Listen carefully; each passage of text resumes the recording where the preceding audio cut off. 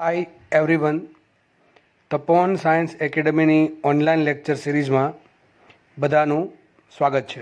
નમસ્કાર બધાને. રકમ તમારી સ્ક્રીનની સામે છે અને તમે ધારો તો દાખલો જાતે ગણી શકો છો. બરાબર. હવે આમાં શું છે કે એક રિંગ છે, લખ્યું છે કે રિંગના કોઈ પણ બે બિંદુ, લખ્યું છે કોઈ પણ બે બિંદુ એટલે કોઈ પણ તમે આર્બિટ્રી પોઈન્ટ લઈને એના વચ્ચે શું કરવાનું છે, બે બિંદુ વચ્ચે બેટરી જોડતા કેન્દ્ર જે રિંગનું કેન્દ્ર છે ત્યાં તમારે બી શોધવાનું છે. રકમ શું કહે છે, એક રિંગ છે, બરાબર, આર ત્રિજ્યાની ધારો કે રિંગ છે, આ આર ત્રિજ્યાની રિંગ છે એના કોઈ પણ બે બિંદુ લઈ લેવાના અને એ બે બિંદુ વચ્ચે જોડવાની છે બેટરી. આ બે બિંદુ વચ્ચે બેટરી, સપોઝ કે એક બિંદુ લીધું એ, એક બિંદુ લીધું બી, તો બંને બિંદુ વચ્ચે જોડવાનું છે વી. ધારો કે 20 વોલ્ટની બેટરી જોડી, તો ક્વેશ્ચન એમ છે, આપણને ખબર છે કે સીધી વાત છે ભાઈ કે બેટરીના કારણે શું થશે, કરંટ ફ્લો થશે. કરંટ ફ્લો થવાના કારણે આપણને ખબર છે કે રિંગમાંથી કરંટ ફ્લો થાય તો જો એના આટા એન હોય તો સૂત્ર શું આવશે, μ0ni/2r મુજબ એના કેન્દ્ર પર આપણને ચુંબકીય ક્ષેત્ર મળે. તો ક્વેશ્ચન એમ છે, આ કેન્દ્ર જે છે ત્યાં કેટલું ચુંબકીય ક્ષેત્ર હશે. સીધી વાત છે, બેટરી જોડી છે, ધારો કે બેટરીમાંથી આઈ જેટલો કરંટ ઉત્પન્ન થયો. કેટલો કરંટ ઉત્પન્ન થયો? આઈ જેટલો કરંટ ઉત્પન્ન થયો. આઈ જેટલો કરંટ આગળ વધશે, અહીંયા એ પોઈન્ટ પાસે આવશે. વિચારો, આવો દાખલો તમને ગણાવ્યો છે, ચેપ્ટર 3માં આવો દાખલો ગણાવ્યો છે કે આ પ્રમાણે કોઈ રિંગ હોય, એના તમને આ ખૂણો આપ્યો હોય, ધારો કે 30 ડિગ્રી, 60 ડિગ્રી, 120 ડિગ્રી, કોઈ પણ ખૂણો આપેલો હશે, તો એ અને બી વચ્ચેનો સમતુલ્ય અવરોધ શોધો. એવા દાખલા તમને ગણાવેલા છે. તો સીધી વાત છે, જે આઈ કરંટ જે છે એ બિંદુ પાસે આવ્યો, હવે એના બે ભાગ પડશે. થોડોક ભાગ ક્યાં જાય, આ નીચેના ભાગમાં જશે, થોડોક ભાગ ક્યાં જાય, ઉપરના ભાગમાં જશે. એટલે મને ખબર પડી ગઈ કે આ જે નીચેનો ભાગ છે એ અને જે ઉપરનો ભાગ છે બંને શેમાં છે, શ્રેણીમાં કે સમાંતરમાં. તો તમારો આન્સર હોવો જોઈએ સમાંતર જોડાણમાં, કારણ કે કરંટના ભાગ પડે છે અને વોલ્ટેજ બંને જગ્યાએ સરખું હશે, કારણ કે આ બંને પોઈન્ટ કેવા છે, સમાંતરમાં છે, એટલા માટે. તો આ બંને પોઈન્ટ સમાંતરમાં છે એટલે કરંટના ભાગ પડશે. ધારો કે અહીંયા કરંટ જાય છે I1, કેટલો કરંટ ગયો, નીચે જાય છે I1 કરંટ, તો ડેફિનેટલી ઉપર જશે I2 કરંટ, અથવા I2 બરાબર કેટલા હશે, I-I1. કેટલા હશે, I-I1. આટલો કરંટ ઉપર જશે, બરાબર છે. તો I1 ના કારણે આ I1 કરંટ છે, આટલી રિંગ થઈ ગયો, એનો કંઈક આટા આપે જોઈ લેશું, બરાબર છે.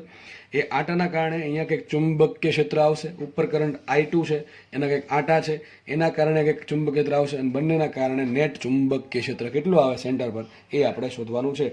જો કે આ દાખલો તમને જ્યારે હું આની હિન્ટ કહીશ ત્યારે તમારે ગણતા અને લગભગ 10 સેકન્ડ જ થશે, બરાબર. ફટાક દઈને જો હિન્ટ મગજમાં આવી જશે તો. બાકી તો દાખલો ઘણો લેન્ધી દાખલો છે. ચલો આપણે આખે તમને રીત સમજાવું કે શું કરવું પડે આમાં. તો વિચારો, કરંટ અહીંયા ગયો છે I1 ને I2.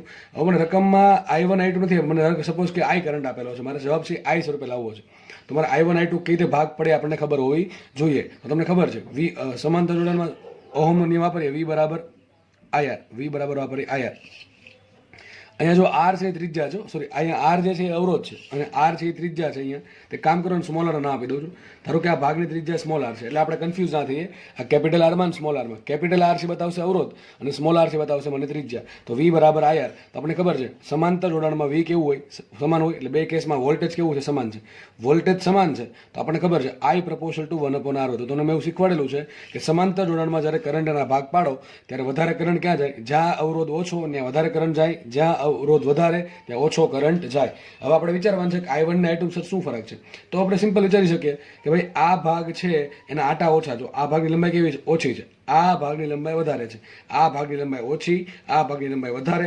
ડેફિનેટલી કહી શકીએ કે ઉપરના ભાગની લંબાઈ વધારે છે એને અવરોધ મોટો હશે, નીચેના ભાગની લંબાઈ ઓછી એને અવરોધ ઓછો છે. અહીંયા આટા ભલે ઓછા છે પણ કરંટ વધારે છે, અને અહીંયા આટા ભલે વધારે છે, અહીંયા કરંટ ઓછો છે. હવે છેલ્લે હું એવું સાબિત કરી દઈશ કે જેટલા આટા ગુણ્યા કરંટ સરખો હોય, શું થાય છેલ્લે સાબિત, આટા ગુણ્યા કરંટ સરખો. પણ એના માટે કન્ડિશન છે. એક કામ કરી વિચારો, માનો કે આ ભાગ છે, આ ભાગના આટા ધારો કે લઈ લઉં છું N1 આટા, કેટલા લઈ લઉં છું N1 આટા, અને આ ભાગના આટા છે N2 આટા. આપણે ખબર પડી ગઈ કે N1 અને N2 બે ભેગા થઈને શું બનાવશે, કુલ એક આટો બનાવશે. N1 અને N2 બંને ભેગા થઈને કુલ આખો આટો બનાવે. મને આ ખૂણો આપી દે તો મને N1 મળી જાય, N2 મળી જાય. ધારો કે કંઈ નહીં આપે તો હું ખૂણો ધાર લઈશ 2θ અથવા θ, જો પણ મને સારું લાગે એ, બરાબર છે. તો ચલો એક કામ કરીએ, પેલા નાનકડી રિંગ છે નીચેની રિંગ, એના કારણે B1 શોધીએ આપણે કેન્દ્ર પર. તો B1 બરાબર શું આવશે, તો વિચારો, તમારે બધી આંગળી ક્યાં રાખવાની, આ પ્રવાહ દિશામાં. તો અંગૂઠો ક્યાં આવશે, બહાર આવશે ને. આધાર કે P પોઈન્ટ આપી દો નામ, તો P પોઈન્ટ પાસે અંગૂઠો બહાર આવશે, તો B ક્યાં આવશે, બહાર આવશે. સૂત્ર શું આવશે, μ0 ni/2r, μ0 n1 I1 અપોન ત્રિજ્યા છે 2r સ્મોલ r. આ ક્યાં આવશે, આ આવશે 12. ચલો B2 ક્યાં આવશે, B2 શું છે, ઉપરની જે રિંગ છે, ઉપરની રિંગ થોડીક N2 જેટલા આટાવાળી કરંટ છે I2, તો શું કરવાનું તમારે? આંગળીઓ છે બધી ક્યાં ફેરવો? કરંટની દિશામાં ફેરવો. અંગૂઠો ક્યાં રહેશે? અંદર રહેશે. તો આના રિંગના કારણે P પાસે ચુંબકીય ક્ષેત્ર આવશે અંદર. સૂત્ર મૂકીએ μ0 N2I2/2R. આ આવશે બહાર. આવશે કે ક્યાં આવશે? સોરી, આ આવશે અંદર, આ આવશે બહાર. તો ચલો હું એક કામ કરું, આજે બહાર આવે ને ધન કહી દઉં, અંદર જઈને ઋણ કહી દઉં. સીધી વાત છે. તો શું થશે? નેટ કેટલો આવશે? B બરાબર B1 - B2. અથવા તમે આનું ઉલટું લખી શકો, કંઈ ફરક પડે નહીં. મેં ધારું બહારનું છે ધન લઈ લઉં, અંદરનું છે ઋણ લઉં છું. તમે ઉલટું ધારો તો કે ફરક પડવાનો છે એની છેલ્લે, બરાબર? તો B1 - B2. તો B1 ચલો કેટલા આવશે? μ0 N1I1/2R માઇનસ μ0 N2I2/2R. તો માટે B બરાબર શું આવશે? B બરાબર આવશે, કોમન શું નીકળશે? μ0/2R કોમન નીકળશે. વધશે શું? N1I1 minus N2I2. આવું વધશે. શું વધશે? N1I1 - N2I2. બરાબર, સીધી વાત છે. હવે આમાં આગળ ઘણી બધી રીતે વધી શકાય, પણ હું તમને એકદમ શોર્ટ એન્ડ સિમ્પલ રીત શીખવાડીશ કે જેથી આપણો આન્સર ફટાફટ આવે અને તમારા મગજમાં આ રીત તરત બેસી જવી જોઈએ. બરાબર છે? કામ કરીએ, વિચારો. હવે એક વસ્તુ વિચારી શકીએ કે અહીંયા મારે N1 શોધવું પડે ને I1 શોધવું પડે. અહીંયા શોધવું પડે N2 ને I2. ટૂંકમાં 4 વેરિયેબલ છે અને એક I1 I2 N1 N2. હવે સીધી વાત છે કે જેટલી લંબાઈ વધારે છે એટલે આટા વધારે હોય. શું ફરતી બોલું છું? જેટલી લંબાઈ વધારે એટલા આટા વધારે. તો તમે એમ લખી શકો કે N proportional to L. લખાય કે ના લખાય? લખાય. બરાબર છે. શું લખાય? N proportional to L. અથવા એક્ઝેક્ટલી જવું હોય, એક્ઝેક્ટ જવું હોય તો તમને શું ખબર હોવી જોઈએ? આ ખૂણો ખબર હોવી જોઈએ. ધારો કે આ ખૂણો થીટા છે, તો મને એમ કે ઉપરનો ખૂણો કેટલો હશે? 2π - θ. કેટલો હોય? 2π - θ. તો સીધી વાત છે, ખૂણો બરાબર ચાપ ભાગ્યા ત્રિજ્યા. શું થાય? ખૂણો બરાબર ચાપના છેદમાં ત્રિજ્યા. તો તમને લંબાઈ મળે કે ન મળે? જે આ ચાપ છે એ જ લંબાઈ. શું છે? ચાપ છે એ જ લંબાઈ છે. અથવા તમને બીજું ખબર હોવી જોઈએ કે ભાઈ N1 કેવી રીતે મળશે? કે ભાઈ N1 સોરી જે 2π ખૂણો હોય ત્યારે આટા 1 હોય, તો થીટા ખૂણે આટા કેટલા? N1 મળે કે ન મળે? તો આના પરથી કોમન સેન્સની વાત છે કે જેટલી જેટલી લંબાઈ વધારે એટલા આટા મોટા. આ લંબાઈ મોટી છે, આટા વધારે છે. તો એક તો આપણને એમ ખબર પડે કે N proportional to L છે. શું છે? N proportional to L છે. એક તો આ ખબર પડી ગઈ. અને બીજું શું ખબર પડવી જોઈએ? મને I1 વિશે માહિતી હોવી જોઈએ. એના માટે શું ખબર પડવી જોઈએ? મને અવરોધ. તો સીધી વાત છે, જો સમજો, સીધી વાત છે કે જેટલા N મોટા, સોરી જેટલી લંબાઈ વધારે એટલા આટા વધારે. અને આપણે બીજી ખબર છે, R બરાબર શું થાય? અવરોધ R બરાબર થશે. અવરોધ R બરાબર શું થાય? ρL/A. એ શું છે? આ જે તાર છે ને કેટલો જાડો છે વિચારો. આખો તાર ને જાડે કેવી સરખી જ હોય? આખો તાર જે રિંગ બનાવી હશે એ જાડે તો સરખી જશે. તો ચલો A1 શું છે? એરિયા શું છે? આપેલા તાર જે રિંગ જે છે એના આડછેદનું ક્ષેત્રફળ. રિંગને કાપી નાખીએ સાઈડમાં, અહીંથી કાપી નાખીએ પછી આપણને ગોળાકાર ભાગ દેખાય, ગોળાકાર લંબચોરસ જે પણ હોય એનો આડછેદનું ક્ષેત્રફળ એ છે. રો શું છે? રો છે અવરોધકતા. શું છે? રો છે અવરોધકતા. રો અવરોધકતા છે. L શું છે? લંબાઈ છે. તો માની લો આખી રિંગ માટે, માની લો જસ્ટ ખાલી કહું છું, માની લો આખી રિંગ માટે રો સરખું છે, એરિયા સરખો છે. તો શું થાય? R proportional to L. મતલબ શું થાય? proportional to R. ટૂંકમાં L proportional to N proportional to R. ટૂંકમાં જેટલા આટા વધારે એટલી લંબાઈ વધારે, જેટલી લંબાઈ વધારે એટલો અવરોધ વધારે. તો સૂત્ર આમ લખાય કે ન લખાય? જો સૂત્ર લખાશે આમ, B બરાબર μ0/2R કાઉન્સમાં N1 ની જગ્યાએ શું લખી નાખું? આ લખી નાખું છું R1I1 માઇનસ R2I2. ફરીથી સમજાવું છું. જો મારે કામ છે અહીંયા આટાનું, બરાબર છે? આટા કઈ રીતે મળશે? તો લંબાઈ પરથી. જેટલી મોટી લંબાઈ હોય એટલે આટા વધારે હોય. કારણ કે જેટલી ચાપ વધારે, ચાપ એટલે લંબાઈ જ થઈ. જેટલી ચાપ વધારે એટલો ખૂણો મોટો, જેટલો ખૂણો મોટો એટલે આટા વધારે. તો જેટલું આટા વધારે એટલે L વધારે. આપણને ખબર છે R બરાબર ρL/A. હવે જેટલે લંબાઈ મોટી એટલા અવરોધ મોટો. બરાબર છે? તો માનો કે અહીંયા N proportional to L proportional to R લખું. ટૂંકમાં જેટલા આટા વધારે એટલી લંબાઈ વધારે, જેટલી લંબાઈ વધારે એટલો મોટો અવરોધ. તો હું શું લખી નાખું? N1 proportional to R1 લખી નાખું, N2 proportional to R2 લખી નાખું. એક એક્ઝેક્ટ તમે N1 બરાબર R1 તો ના મૂકી શકો, બીજા પદ આવે ભાગાકાર ગુણાકારમાં, પણ બે કેસમાં કેવા સરખા આવશે. ફરીથી કહું છું, N1 ની જગ્યાએ તમે ડાયરેક્ટ R1 ના મૂકી શકો. હા, તમે N1 proportional to R1 લખી શકો, પણ અહીંયા મારો દાખલો એકદમ મેં તમને સિમ્પલ સમજાવવો છે એટલા માટે મેં N1 proportional to R1 લખ્યું છે અને N2 proportional to R2 લખ્યું છે. હવે હકીકતે N1 proportional to R1 છે, N1 proportional to R1 છે. એટલે બરાબર લખવું હોય તમારે તો કંઈક અહીંયા વેરિયેબલ, કંઈક કોન્સ્ટન્ટ આવશે. પણ બે કેસમાં, આ કેસમાં આ કેસમાં જે વેરિયેબલ આવશે આગળ, સોરી કોન્સ્ટન્ટ આવશે, કોન્સ્ટન્ટ બે કેસમાં કેવા છે? સરખા છે. એટલે મેં લખ્યા નથી. લખવા હોય તો લખીશું, હમણાં બતાવું છું. પણ આ દાખલો અહીંયા સોલ્વ થઈ ગયો છે. આ શું બતાવે? R1 into I1. આ શું બતાવે? R2 into I2. વિચારો, આ ભાગનો અવરોધ R1 છે, એમાંથી કરંટ જાય છે I1. આ ભાગનો અવરોધ R2 છે, એમાંથી કરંટ જાય છે I2. આ ભાગનો અવરોધ છે R2, કરંટ જાય છે I2. બરાબર છે? તો ચલો વોલ્ટેજ બરાબર શું આવશે? અહીંયા વોલ્ટેજ બરાબર શું આવે? V બરાબર IR. તો V બરાબર શું આવશે? I1 R1. અહીંયા પણ વોલ્ટેજ બરાબર શું આવશે? V બરાબર I2 કારણ શું બે જગ્યાએ વોલ્ટેજ કેમ સરખું આવ્યું? બે જગ્યાએ વોલ્ટેજ એટલા માટે સરખું આવ્યું કે બંને જગ્યાએ બે વસ્તુ શેમાં છે? શ્રેણી જોડાણમાં છે એટલા માટે. શેમાં છે? સોરી, સમાંતરમાં છે. શેમાં છે? આ વસ્તુ નીચેનો તાર અને ઉપરનો તાર બંને શેમાં છે? સમાંતર જોડાણમાં છે. જેટલું વોલ્ટેજ અહીંયા છે એટલું વોલ્ટેજ અહીંયા છે. તો કરંટ કેટલો મળ્યો આપણને? I1 મળ્યો, અવરોધ કેટલો મળ્યો? R1 મળ્યો, અને કરંટ કેટલો મળ્યો? I2, અહીંયા અવરોધ મળ્યો R2. તો I2 into R2 થશે વોલ્ટેજ V, અને I1 into R1 થશે વોલ્ટેજ V. તો બંને જગ્યાએ વોલ્ટેજ કેવું છે? સરખું છે. તો આપણે શું લખી શકીએ? I1 R1 બરાબર લખાય V, અને I2 R2 બરાબર લખાય V. તો V માઇનસ V બરાબર શું આવશે? 0. તો સાબિત શું થયું?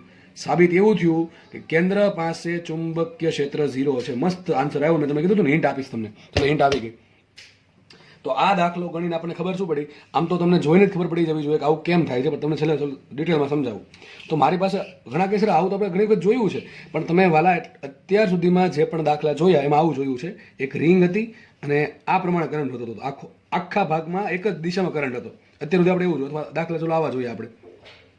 આવા ઘણા દાખલા જોઈએ આપણે, બરાબર? તમને ખબર હોવી જોઈએ. તો દરેકમાં જો કરંટ એક દિશામાં હતો, બરાબર? એક ધારો કરંટ થતો હતો. અહીંયા કરંટ સામસામો છે, એથી કરંટના ભાગ પડે. એક થોડો કરંટ આમ ગયો, થોડો કરંટ આમ ગયો. આ પહેલો કેસ છે આવો. બાકી શું? તો આપણે ઘણા દાખલા જોયા છે, બરાબર? કે ભાઈ સેન્ટરમાંથી અહીંયા કેટલું બી હોય તો μ0 Ni/2r આપણે જોયું છે. પણ અહીંયા કરંટ એક ધારો હતો, એક ધારો કરંટ. અહીંયા કરંટના ભાગ પડતા નથી. પણ તમે કોઈ પણ બે બિંદુઓ છે બેટરી જોડશો તો તમને ખબર છે કે ઉપરનો ભાગ અને નીચેનો ભાગ શેમાં આવશે? હંમેશા સમાંતરમાં જ આવે. બેટરી જોડશો એટલે શું થશે? કરંટના ભાગલા પડશે. થોડોક કરંટ જો અહીંયા શું તો કરંટ બધો ક્યાં? તો સમઘડી દિશામાં. સમઘડીમાં અથવા બધો ક્યાં હોઈ શકે? વિષમઘડીમાં હશે. અહીંયા આપણે બધો દેખાય છે સમઘડીમાં જાય છે. પણ અહીંયા શું થયું? ઉપરનો કરંટ સમઘડી દિશામાં, નીચેનો કરંટ વિષમઘડી દિશામાં. તો આના કારણે થયું શું કે ભાઈ વચ્ચેનો જે પોઈન્ટ છે સેન્ટર પોઈન્ટ, એકના કારણે ચુંબકીય ક્ષેત્ર અંદર તરફ આવશે, એકના કારણે ક્યાં આવશે? બહાર. દેખાય છે? B1 આવ્યું બહાર તરફ, B2 આવ્યું અંદર તરફ. તો ચલો એક તો પાકું થઈ ગયું કે બેની બાદબાકી થશે. અને પાછું સૂત્ર જુઓ.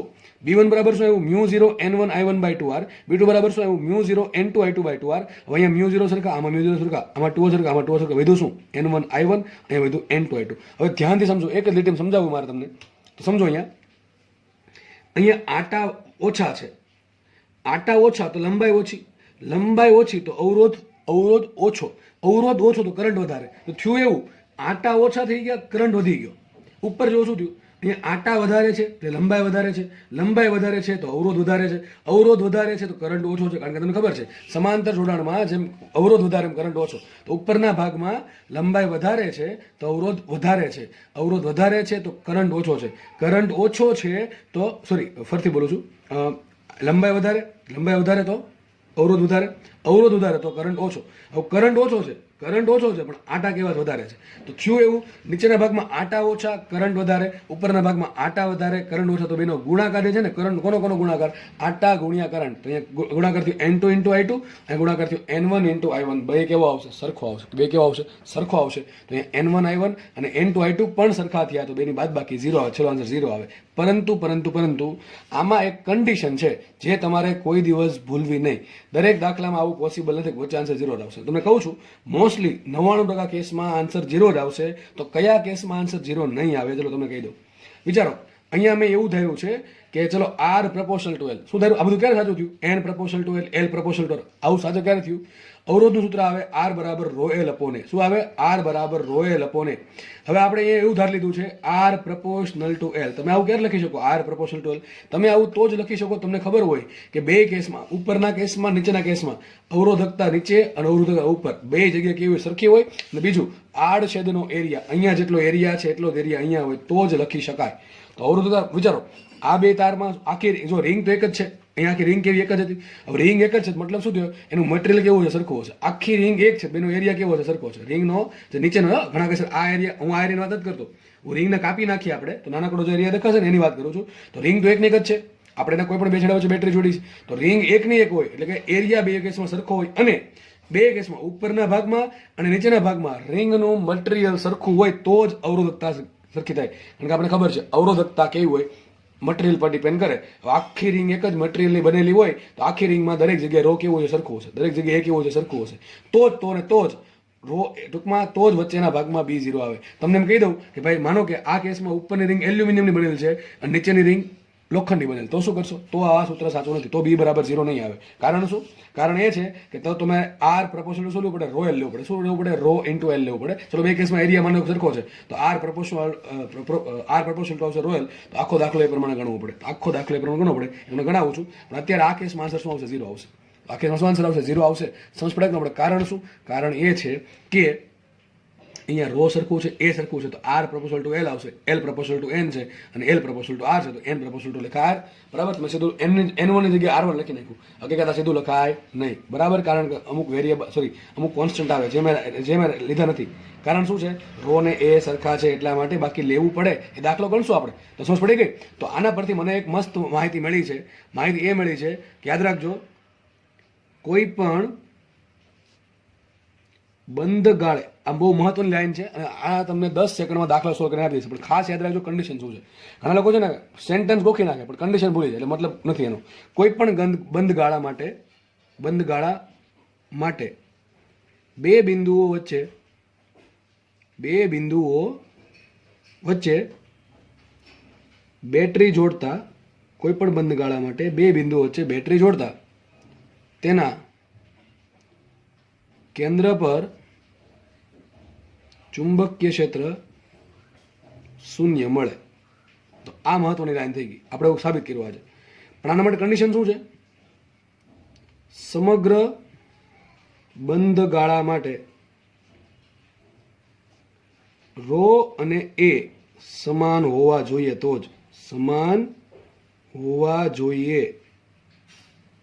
જ આવું સાબિત થશે. ચલો ખબર પડી ગઈ. તો આ લાઈન તમારે વાસ્યમાં વ્યવસ્થિત લખવાની છે. અને આવો દાખલો ભવિષ્યમાં પૂછવાનો, માનો કે જીમાં કે નીટમાં, તો તમારે આન્સર ટીક કરવાનું છે 0. પણ ખાસ જોઈ લેવાનું એક વસ્તુ કે રિંગના આખા ભાગનું, રિંગ અથવા જે પણ વસ્તુ આવશે હમણાં, એનું મટીરિયલ સરખું છે કે નહીં, એટલે કે રો સરખું છે કે નહીં, અને એરિયા સરખો છે કે નહીં. એરિયા કેવો છે? આડછેદનો એરિયા. વાળો હોય, વાળો કોઈ પણ વાયર છે, બરાબર છે, વાળો કે વાયર, બરાબર, એનો જે આડછેદનો એરિયા કોને કહેવાય? તો સાઈડમાંથી તમને જે દેખે ને એરિયા, એને કહેવાય એરિયા. તો એ આખો સરખો છે કે નહીં, અથવા રો સરખો છે કે નહીં, એ ખાસ જોઈ લેવાનું, બાકી નહીં થાય. બરાબર? ઓકે, આપણે આગળ વધીએ. જુઓ, ચલો નેક્સ્ટ દાખલો ગણીએ આપણે. દાખલો શું કહી દેજો? એક ચોરસ છે, માનો કે એલ લંબાઈનો ચોરસ લઈ લઈએ. એલ લંબાઈનો ચોરસ છે, એના કોઈ પણ બે છેડા, ધારો કે આ બે છેડા લઈ લઉં છું. આ બે છેડા વચ્ચે બેટરી જોડી, મેં શું કર્યું? બેટરી જોડી દીધી. તો ક્વેશ્ચન એમ છે, આ જે પોઈન્ટ વચ્ચેનો પોઈન્ટ, ચોરસનું જે કેન્દ્ર છે, ત્યાં તમારે ચુંબકીય ક્ષેત્ર શોધવાનું છે. આવડે કે ના આવડે? ચલો વિચારીએ આપણે, દાખલો ગણીને જોઈએ. તો શું કરવું પડે? ધારો કે અહીંથી આઈ કરંટ ઉત્પન્ન થયો, સેમ આગળ રીત કરી એ જ વસ્તુ. અહીંથી આઈ કરંટ ઉત્પન્ન થયો, અહીંયા આઈ કરંટ આવશે. હવે જો આઈ કરંટ આવ્યો તો એને બે ભાગ પડશે, એક ઉપરનો ભાગ, એક નીચેનો ભાગ. ઉપરનો ભાગ અને નીચેનો ભાગ શેમાં છે? સમાંતરમાં. શેમાં છે? સમાંતરમાં છે. હવે કરંટના માટે ભાગ પાડવા પડે. ચલો કરંટના ભાગ પાડશું આપણે, તો વિચારો શું કરવું પડશે કરંટના ભાગ પાડવા માટે? તો સીધી વાત છે, હું એવું માની લઉં છું કે આખા ચોરસનું મટીરિયલ સરખું છે. શું માની લઉં છું? આખા આ ચોરસ ભાગ આટલો છે. આ ચોરસ જે 4 વાયર છે, એમાં ઉપરના 3 વાયર અને નીચેનો 1 વાયર. આ 3 વાયર શેમાં થાય? શ્રેણીમાં થાય. શેમાં થાય? શ્રેણીમાં થાય. ઉપરના 3 વાયર શ્રેણીમાં થાય અને નીચેનો 1 વાયર સમાંતરમાં થાય. બરાબર કે નહીં? આ 3 વાયરો જે સમતુલ્ય આવશે, એની સાથે 1 વાયર સમાંતરમાં થશે. તો ક્વેશ્ચન એ છે, કેન્દ્ર પાસે ચુંબકીય ક્ષેત્ર કેટલું? તો શું કરવું પડે? આજે કરંટ આઈ છે, એના ભાગ પાડવા પડે. થોડો કરંટ જાય ઉપરના ભાગમાં, થોડો કરંટ જાય નીચેના ભાગમાં. ચલો કેટલો કરંટ જાય આપણે ફટાફટ શોધી નાખીએ. બરાબર? તો વિચારશું આપણે શું કરશું. તો આવો દાખલો તમને ગણાવ્યો છે. માનો કે ચુંબકીય ક્ષેત્ર શોધવાનું છે, મને ઘડી ભૂલી જાવ, તમને પ્રશ્ન એમ પૂછાણો કે આ પોઈન્ટ એ છે ને આ પોઈન્ટ બી છે, એ બી વચ્ચેનો સમતુલ્ય શોધો. તો આવો દાખલો તમને ચેપ્ટર 3માં ગણાવ્યો છે. આવો દાખલો ચેપ્ટર 3માં ગણાવ્યો છે કે એ પોઈન્ટ અને બી પોઈન્ટ વચ્ચેનો સમતુલ્ય અવરોધ કેટલો હશે. તમને ગણાવ્યું હતું કે એક એલ નંબરનો વાયર છે, જેનો કુલ અવરોધ આર છે. હવે આ એલ નંબરના વાયરને જો આપણે ચોરસમાં વાળવામાં આવે તો એ અને બી વચ્ચે કેટલો અવરોધ હશે, એ આપણે દાખલો ગણાવ્યો છે સમતુલ્ય અવરોધ શોધવાનો. તો માની લઉં છું કે માનો કે આ એક નાનકડો ભાગ છે ને, આ ભાગ, એનો અવરોધ આર છે. કેટલો છે? આર છે. તો આ ભાગ લંબાઈ એલ છે, એનો પણ અવરોધ આર થશે, અને આ ભાગ છે એનો અવરોધ પણ આર થાય. તો વિચારો ઉપરનો કુલ કેટલા ભાગ? ઉપરના 3 ભાગ છે, આર આર આર, એનો ભેગો કેટલો અવરોધ થાય? 3R થાય. ઉપરના ભાગનો અવરોધ થાય 3R, અને નીચેનો વાયર તો એક જ છે, એનો અવરોધ પણ કેટલો થશે? આર થાય ને. કારણ કે મેં એવું ધારી લીધું છે કે એલ લંબાઈમાં અવરોધ આર છે. માની લો કે એલ લંબાઈમાં અવરોધ આર છે, તમે કોઈ પણ ધારી શકો. તો આનો અવરોધ આર આર આર. તો ત્રણેય શેમાં છે? કારણ શું? ધારો કે અહીંથી I1 કરંટ જાય છે, અહીંથી કેટલો જશે? I1 જ જાય. અહીંથી કેટલો જાય? I1 જ જાય. અહીંથી કેટલો જશે? I minus. ધારો કે નામ આપું I2. કેટલું આપું છું? I2 નામ આપું છું. ધારો કે અહીંથી જાય છે I2 કરંટ. કેટલો કરંટ જાય છે? I2 કરંટ ફ્લો થાય છે. અથવા તમે એને I માઇનસ I1 પણ કહી શકો, કોઈ ફરક પડશે નહીં. ચલો લખી નાખીએ આપણે અહીંયા. ધારો કે I2 લઈ લઉં છું, I માઇનસ I1. શું લઈ લઉં છું? I minus I1. ચલો વાંધો નહીં. હવે વિચારો, ઉપર અવરોધ છે કેટલો 3R છે, નીચે કેટલો અવરોધ છે R છે. વિચારો તમારા કરંટના ભાગ પાડવા છે. તો શું કરવાનું છે? તમારે કરંટના ભાગ પાડવાનું છે. અહીંથી I કરંટ આવે છે, અહીંથી I કરંટ આવે છે, થોડો કરંટ હશે ઉપર, થોડો કરંટ જાય નીચે. ચલો નીચે કેટલો અવરોધ છે? R અવરોધ છે. ઉપર કેટલો અવરોધ છે? 3R છે. તમને શીખવાડ્યું છે આ પ્રમાણે કે ઉપર 3R અવરોધ હોય, નીચે R અવરોધ હોય, અને અહીંથી કરંટ I આવતો હોય. તમને ભાગ પાડતા હવે આવડવા જોઈએ કે ઉપર I1 ગયો, નીચે I2 ગયો. તો શું કરવાનું છે? બે શેમાં છે? સમાંતરમાં. હમણાં કીધું પ્રમાણે I પ્રપોર્શનલ ટુ શું હોય? 1/R. તો જે મોટો ભાગ છે એને ઓછો કરંટ આપવાનો, જે નાનો ભાગ છે એને વધારે કરંટ આપવાનો. તો કરંટ I છે તો શું કરવાનું? 3R ને R કુલ કેટલા ભાગ પાડશું? કરંટના કુલ 4 ભાગ પાડશું. કરંટના કુલ 4 ભાગ, 3 ને 1 4. તો I કેટલો ભાગ આવશે? I/4. જો આ અવરોધ કયા રેશિયોમાં છે? 3:1 ના રેશિયોમાં છે. અહીંયા અવરોધ 3R છે, અહીંયા અવરોધ R છે. મતલબ કે 3 ઓહમનો અવરોધ હોય તો 1 ઓહમનો અવરોધ હોય. I પ્રપોર્શનલ ટુ છે 1/R છે. તો અવરોધ જેટલા પ્રમાણમાં હોય એનાથી વ્યસ્ત પ્રમાણમાં શું હોય? કરંટ હોય. તો અહીંયા 3:1 ના રેશિયોમાં અવરોધ છે તો કરંટ શું આવશે? 1:3 ના રેશિયોમાં. આવું તમને શીખવાડે છે ચેપ્ટર 3. તો શું કરવાનું આપણે કે ભાઈ કુલ કરંટ I છે એના કુલ 4 ભાગ પાડવાના. પછી 3 ભાગ આને આપવાના. કેટલો કરંટ આવશે? 3I/4. અને કેટલો કરંટ આવશે? I/4. તો મને ખબર પડી ગઈ કે ઉપરનો જે વાયર છે, આ 3 વાયર, એમાંથી કેટલો કરંટ ફ્લો થાય? I/4. નીચેનો જે વાયર છે કેટલો કરંટ થાય? 3I/4 કરંટ ફ્લો થશે. તો કામ કરું, ડાયાગ્રામ દોર નાખું અહીંયા, સમજો.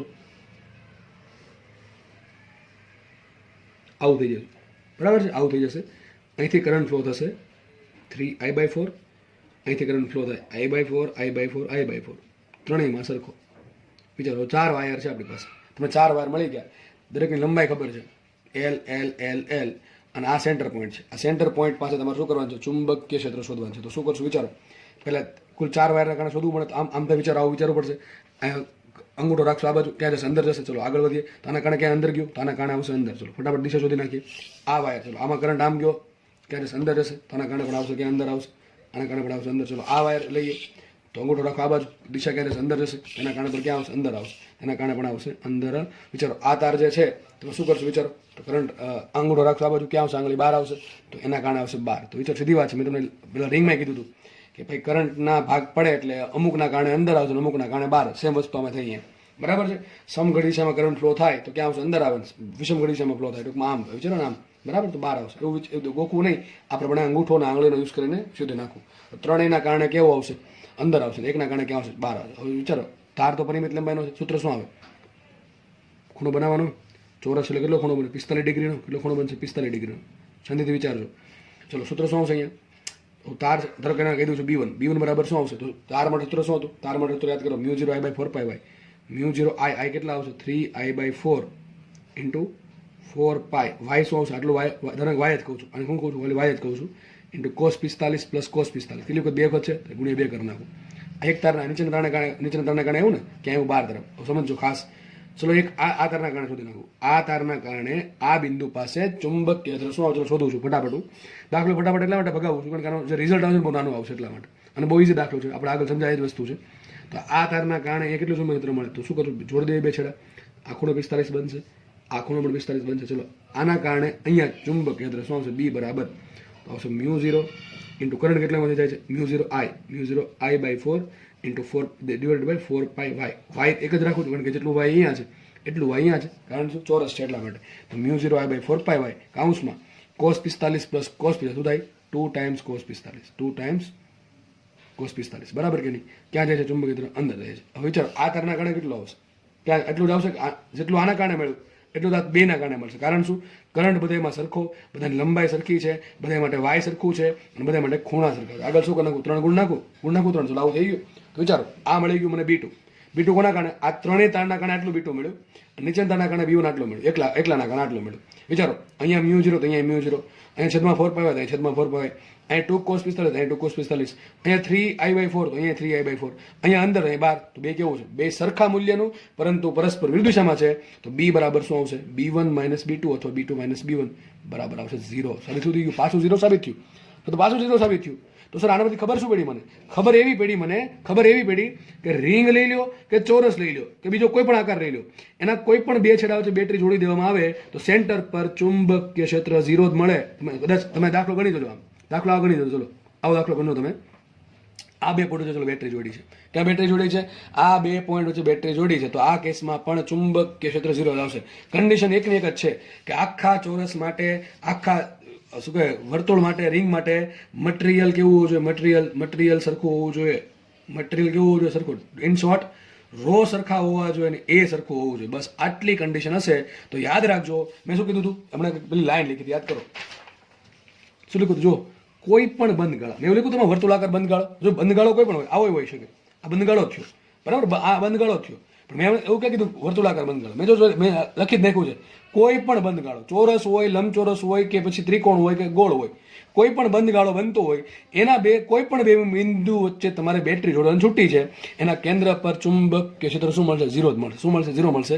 કારણ એ છે કે ભાઈ કોઈક જગ્યાએ કારણ એ થાય કે કરંટના ભાગ પડે. જે જગ્યાએ લંબાઈ વધારે આવશે ને અવરોધ વધારે આવશે, અવરોધ વધારે ને કરંટ ઓછો આવ્યો, નીચેના ભાગમાં લંબાઈ ઓછી આવશે એટલે ત્યાં કરંટ વધારે આવશે. પણ છેલ્લે થશે શું? કરંટ ગુણ્યા લંબાઈનો અથવા કરંટ ગુણ્યા આટાનો અથવા કરંટ ગુણ્યા અવરોધનો ગુણાકાર થશે અને જે ગુણાકાર સરખો આવશે. કારણ શું? વોલ્ટેજ સમાંતરમાં આવશે એટલા માટે. તો નેટ ચુંબકીય ક્ષેત્ર ઝીરો જ આવશે. આના પરથી આપણે બે સાબિત થયું. આ લાઈન ખાસ મહત્વની, કોઈ પણ બંધ ગાળો મને આપ્યો હોય બરાબર, વર્તુળાકાર આપ્યો હોય, ચોરસ આપ્યો હોય, ત્રિકોણ આપ્યો હોય, ગમે એવો આપ્યો હોય, એના કોઈ પણ બે બિંદુઓ છે જો બેટરી જોડું તો કેન્દ્ર પર ચુંબકીય ક્ષેત્ર ઝીરો મળે. પરંતુ કન્ડિશન એક જ છે, ખાસ યાદ રાખજો, બંધ ગાળા માટે રો અને એરિયા સમાન હોવો જોઈએ. એરિયા કયો? આડછેદનો એરિયા. જે તાર વાપરો છો, જે વાયર વાપરો છો બરાબર છે, એના માટે એરિયા સરખો હોવો જોઈએ, મટીરિયલ સરખો હોવો જોઈએ બધી જગ્યાએ, તો જ આવું થશે, બાકી થશે નહીં. ચલો તો તમને બીજા દાખલા હોમવર્કમાં આપો. માનો કે તમે આ દાખલો પૂછવાનો રકમમાં, એક ચોરસ છે અને આ બે પોઈન્ટ વચ્ચે બેટરી જોડી દીધી અને માનો કે ચોરસનું બધી જગ્યાએ મટીરિયલ સરખું છે, આ બધા માટે એરિયા સરખો છે. સેન્ટર પર ચુંબકીય કેટલો આવશે? ઝીરો આવશે. કેટલો આવે? ઝીરો આવે. કેટલો આવે? ઝીરો આવે. તો માનો કે તમને રકમ આવી આપી છે, હમણાં કીધું એ પ્રમાણે કે આ ચોરસ છે, રકમ આવું આપ્યો છે, આપેલ એલ લંબાઈના ચોરસ માટે તેના કોઈ પણ બે બાજુઓના મધ્ય બિંદુઓ પર બેટરી જોડવામાં આવે તો ચોરસના કેન્દ્ર પર ચુંબકીય ક્ષેત્ર શોધો. અને બીજી કોઈ ચોખવટ નથી પાડી તો યાદ રાખજો રો ને એ સરખા લઈ લેવાના. આ તમને એમ કે ઉપરના ભાગ માટે રો આટલો છે, નીચેના ભાગ માટે રો આટલો, તો પછી ચુંબકીય ક્ષેત્ર ઝીરો ટીક કરીને નહીં આવતા, તો દાખલો ગણવો પડે. તો શું કરવાનું? રો પરથી એ પરથી એલ પરથી અવરોધ સુધી નાખવાનો. આ ભાગ ઉપરના ભાગનો અવરોધ મળી જાય, નીચેના ભાગનો અવરોધ મળી જાય. અવરોધ મળે એટલે તમને પ્રવાહ મળી જાય. બરાબર છે? પ્રવાહ મળે એટલે દાખલો સોલ્વ થઈ જાય. મેન કામ તો એ જ છે, અવરોધ શોધવાનું. બરાબર? રો અલગ અલગ આપે તો પ્રવાહ શોધવો પડે આપણે, અવરોધ શોધવાનું, અવરોધ પરથી પ્રવાહ શોધવાનું. બરાબર કે નહીં? જે વસ્તુ આપી છે પ્રવાહ મળી જાય આપણને તો સૂત્ર આપણે ખબર, સૂત્ર મૂકવાની કિંમત એટલે આપણો દાખલો આરામથી સોલ્વ થઈ જશે.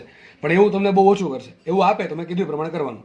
તો ટૂંકમાં આ દાખલા આન્સર શું છે? અત્યારે ઝીરો છે. હું માની લઉં છું કે દરેક કેસમાં અત્યારે જે પણ તમને ભણાવું છું એ દરેક કેસમાં રો અને એરિયા સમાન છે. બધામાં કેવા છે? સમાન છે એવું માની લઉં છું. સમાન છે એવું તમને આપેલું છે માની લો. તો આ ચલો આમાં એક ત્રિકોણ આપ્યો છે, રકમ તમને આવી એક ત્રિકોણ છે બરાબર, કોઈ પણ ત્રિકોણ છે, એના આ બે બિંદુઓ છે બેટરી જોડે, તો સેન્ટર પર ચુંબકીય ક્ષેત્ર કેટલું છે? ઝીરો હશે. કેટલો છે? ઝીરો. કારણ શું? રો એ સમાન છે. ચલો આ ત્રિકોણ આ પ્રમાણે આપ્યું, બેટરી આ પ્રમાણે, ચલો જોડવાની કીધી, ચલો ટૂંકમાં બે પોઈન્ટ આ પ્રમાણે છે તો બેટરી આ પ્રમાણે જોડશો તો શું થશે? ઝીરો થશે. શું થાય? ઝીરો આન્સર આવે. ટૂંકમાં 100 વાતની એક વાત મગજમાં રાખવાનું, બંધ ગાળામાં કોઈ પણ બે બિંદુ વચ્ચે બેટરી જોડું તો સેન્ટર પર ચુંબકીય ક્ષેત્ર ઝીરો આવે. કન્ડિશન હંમેશા યાદ રાખવી, કન્ડિશન એક જ છે કે આખો જે મટીરિયલ છે એ સરખું હોવું જોઈએ અને એરિયા સરખો હોવો જોઈએ. ચલો મોટા ભાગે એરિયા સરખો આપે પણ ઘણી વખત તમને મટીરિયલ બદલાઈ નાખે કે ઉપર ભાઈ એલ્યુમિનિયમ છે, નીચે લોખંડ છે કે નીચે સ્ટીલ છે કે એવું કરી નાખે, તો પછી રો બેનું અલગ અલગ થઈ જાય અને રો અલગ અલગ થાય તો બાદ બાકીનો આન્સર ઝીરો નહીં આવે. જો રો અલગ અલગ થયું તો બાદ બાકીનો આન્સર ઝીરો નહીં આવે. બરાબર કે નહીં? એટલે દાખલા આપણે એવું જોઈ લઈએ કે એમાં આપણને અલગ અલગ અવરોધ આપ્યો શું કરવું પડે, ચલો સમજી લઈએ ફટાફટ જોઈએ. તો આ બધા કેસમાં શું આન્સર આવશે? Zero zero zero. હવે તમને કોઈ પણ દાખલો આપી દે આન્સર ઝીરો આવશે. મગજમાં શું રાખવાનું? બંધ ગાળો બનવો જોઈએ. એવું નહીં ખાલી આટલો ભાગ કાપી નાખું, આટલો ભાગ કાઢી નાખું તો પછી સર્કિટ કમ્પ્લીટ નહીં થાય, તો કરંટ ફ્લો નહીં થાય. સમજ પડે કે પડે? તો મને આમ આપવું પડે. જો આમ આપ્યું ખાલી મને કે આ બે દાખલા ફરક શું, મને એ દાખલો આવો આપ્યો, ચલો આગળ આ દાખલો આવવો પડે ગણ્યો છે. તમને ક્વેશ્ચન શીખવાડ્યો છે મેં કે એક સમબાજુ ત્રિકોણમાંથી આ પ્રમાણે કરંટ વહેતો હતો, સેન્ટર પર ચુંબકીય ક્ષેત્ર કેટલું? આમાં આન્સર ઝીરો નહીં આવે ભાઈ, આમાં આન્સર ઝીરો નહીં આવે. કારણ શું? આમાં એક દિશામાં કરંટ ફ્લો થાય છે. અહીંયા તો કરંટના ભાગ પડશે. થોડોક ધારો કે કરંટ અહીંયા આવશે, થોડો કરંટ અહીંયા જશે અને એક કરંટના કારણે પ્લસ મળશે એટલે કે અંદર જશે, એક કરંટના કારણે બહાર જશે, એના કારણે નેટ ઝીરો થશે. પણ અહીંયા તો બધાના કારણે એક જ દિશામાં જાય છે. એટલે બે દાખલામાં બહુ જમીન આસમાનનો ફરક છે. અહીંયા કરંટ એક જ દિશામાં ફ્લો થાય છે, જ્યારે અહીંયા કરંટના ભાગલા પડે છે. કરંટના ભાગલા પડશે તો એક થોડો કરંટ સમઘડીમાં વહે, થોડો કરંટ વિષમ ઘડીમાં વહે. બેના કારણે ચુંબકીય ક્ષેત્ર અંદર બહાર આવે, નેટ ઝીરો થઈ જશે. નેટ ઝીરો થઈ જશે જો રો અને એ સમાન હોય તો. એટલે આ બે દાખલામાં ખાસ ભૂલ કરવી નહીં. ઘણા પેલો નિયમ અહીંયા લાગુ પાડી દે. મેં શું કીધું હતું? એક શબ્દ અમે શબ્દ યાદ રાખો, મારા શબ્દ યાદ રાખો. શું કીધું મેં? કોઈ પણ બંધ ગાળાના બે છેડા વચ્ચે બેટરી જોડવામાં આવે તો આપણે બેટરી નથી જોડે, સીધું તમને કરંટ આપ્યો છે બરાબર છે, સીધી કોમન સેન્સની વાત છે. દરેક જગ્યાએ બી ના કારણે શું થાય? આના કારણે બી બાર આવશે, આના કારણે બી બાર આવે, આના કારણે બી બાર આવે, ત્રણેયના કારણે બી બાર આવે છે. નેટ કેટલું છે? બાર આવશે. આમાં શું થાય? એકના કારણે અંદર આવે, એકના કારણે બહાર, એટલે નેટ ઝીરો થાય છે. તો ખાસ યાદ રાખવું. બરાબર? ગોખવું નહીં, સમજવું.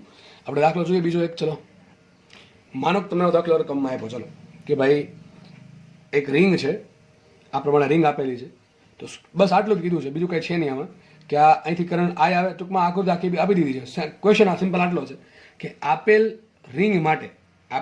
રિંગ માટે સેન્ટર પર ચુંબકીય ક્ષેત્ર શોધો. અને રિંગની ત્રિજ્યા તમને ધારો કે લઈ લીધી આપણે કેપિટલ આર, કેટલી લીધી કેપિટલ આર. ચલો રિંગની ત્રિજ્યા કેપિટલ આર છે, તો સેન્ટર પર ચુંબકીય ક્ષેત્ર કેટલું હશે? તો તમને હમણાં મગજમાં આવશે પેલી લાઈન કઈ કે સર તમે એવું કીધું હતું કે ભાઈ રિંગ કોઈ પણ બંધ ગાળો હોય એના બે છેડા વચ્ચે બેટરી જોડી. આ બેટરી જોડી કહેવાય ને, નથી દોરી પણ માની લઈને જોડેલી છે. એ કોમન સેન્સની વાત છે.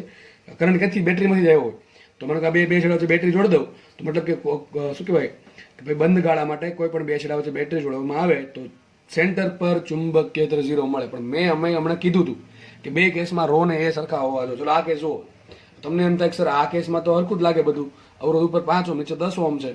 પણ વિચારો એ જ વાંધો છે, ઉપર 5 ઓહ્મ નીચે 10 ઓહ્મ છે, બરાબર કે નહીં? તો થાય એવું જો, શાંતિથી સમજો, તમને કોમન સેન્સ પરથી ખબર પડી જશે કે બે કેસમાં રો સરખા છે કે નહીં. આમાં મને રકમમાં નથી કીધું કે રો અલગ અલગ છે કે રો સરખા છે, પણ મારે વિચારવા છે કે બે કેસમાં રો સરખા થઈ શકે કે ના થઈ શકે. ઉપરની અડધી રિંગ અને નીચેની અડધી દેખાય છે ને, એક અધવચ્ચે જો બેટરી જોડી, કારણ કે આ વ્યાસ છે ને, બેટરી ક્યાં જોડી છે? એક્ઝેક્ટલી સેન્ટર પોઈન્ટ પર. આ એના જે સેન્ટર પોઈન્ટ છે વ્યાસ, ત્યાં બેટરી જોડેલી છે. તો ઉપરની અડધી રિંગ, નીચેની અડધી રિંગ. તો વિચારો તો, માનો કે બે માટે રો સરખા હોય, ચલો એરિયા તો સરખો જ હશે, એરિયાની કંઈ ચોખ્ખો નથી પડેલ, માની લો કે એરિયા સરખો છે, બરાબર, એરિયા સરખો માની લઉં છું. પરંતુ બની શકે કે ભાઈ ઉપરનો રો નીચેનો રો અલગ અલગ હોઈ શકે. કેમ હોઈ શકે? કારણ કે અવરોધ અલગ અલગ આપ્યા. હું ચેક કરી લઉં. ચલો સૂત્ર શું આવશે? આર બરાબર રો એલ અપોન એ. શાંતિથી વિચારજો, ઉપરની અડધી રિંગ છે, નીચેની અડધી રિંગ છે. મને એમ કહો બે માટે લંબાઈ કેવી છે?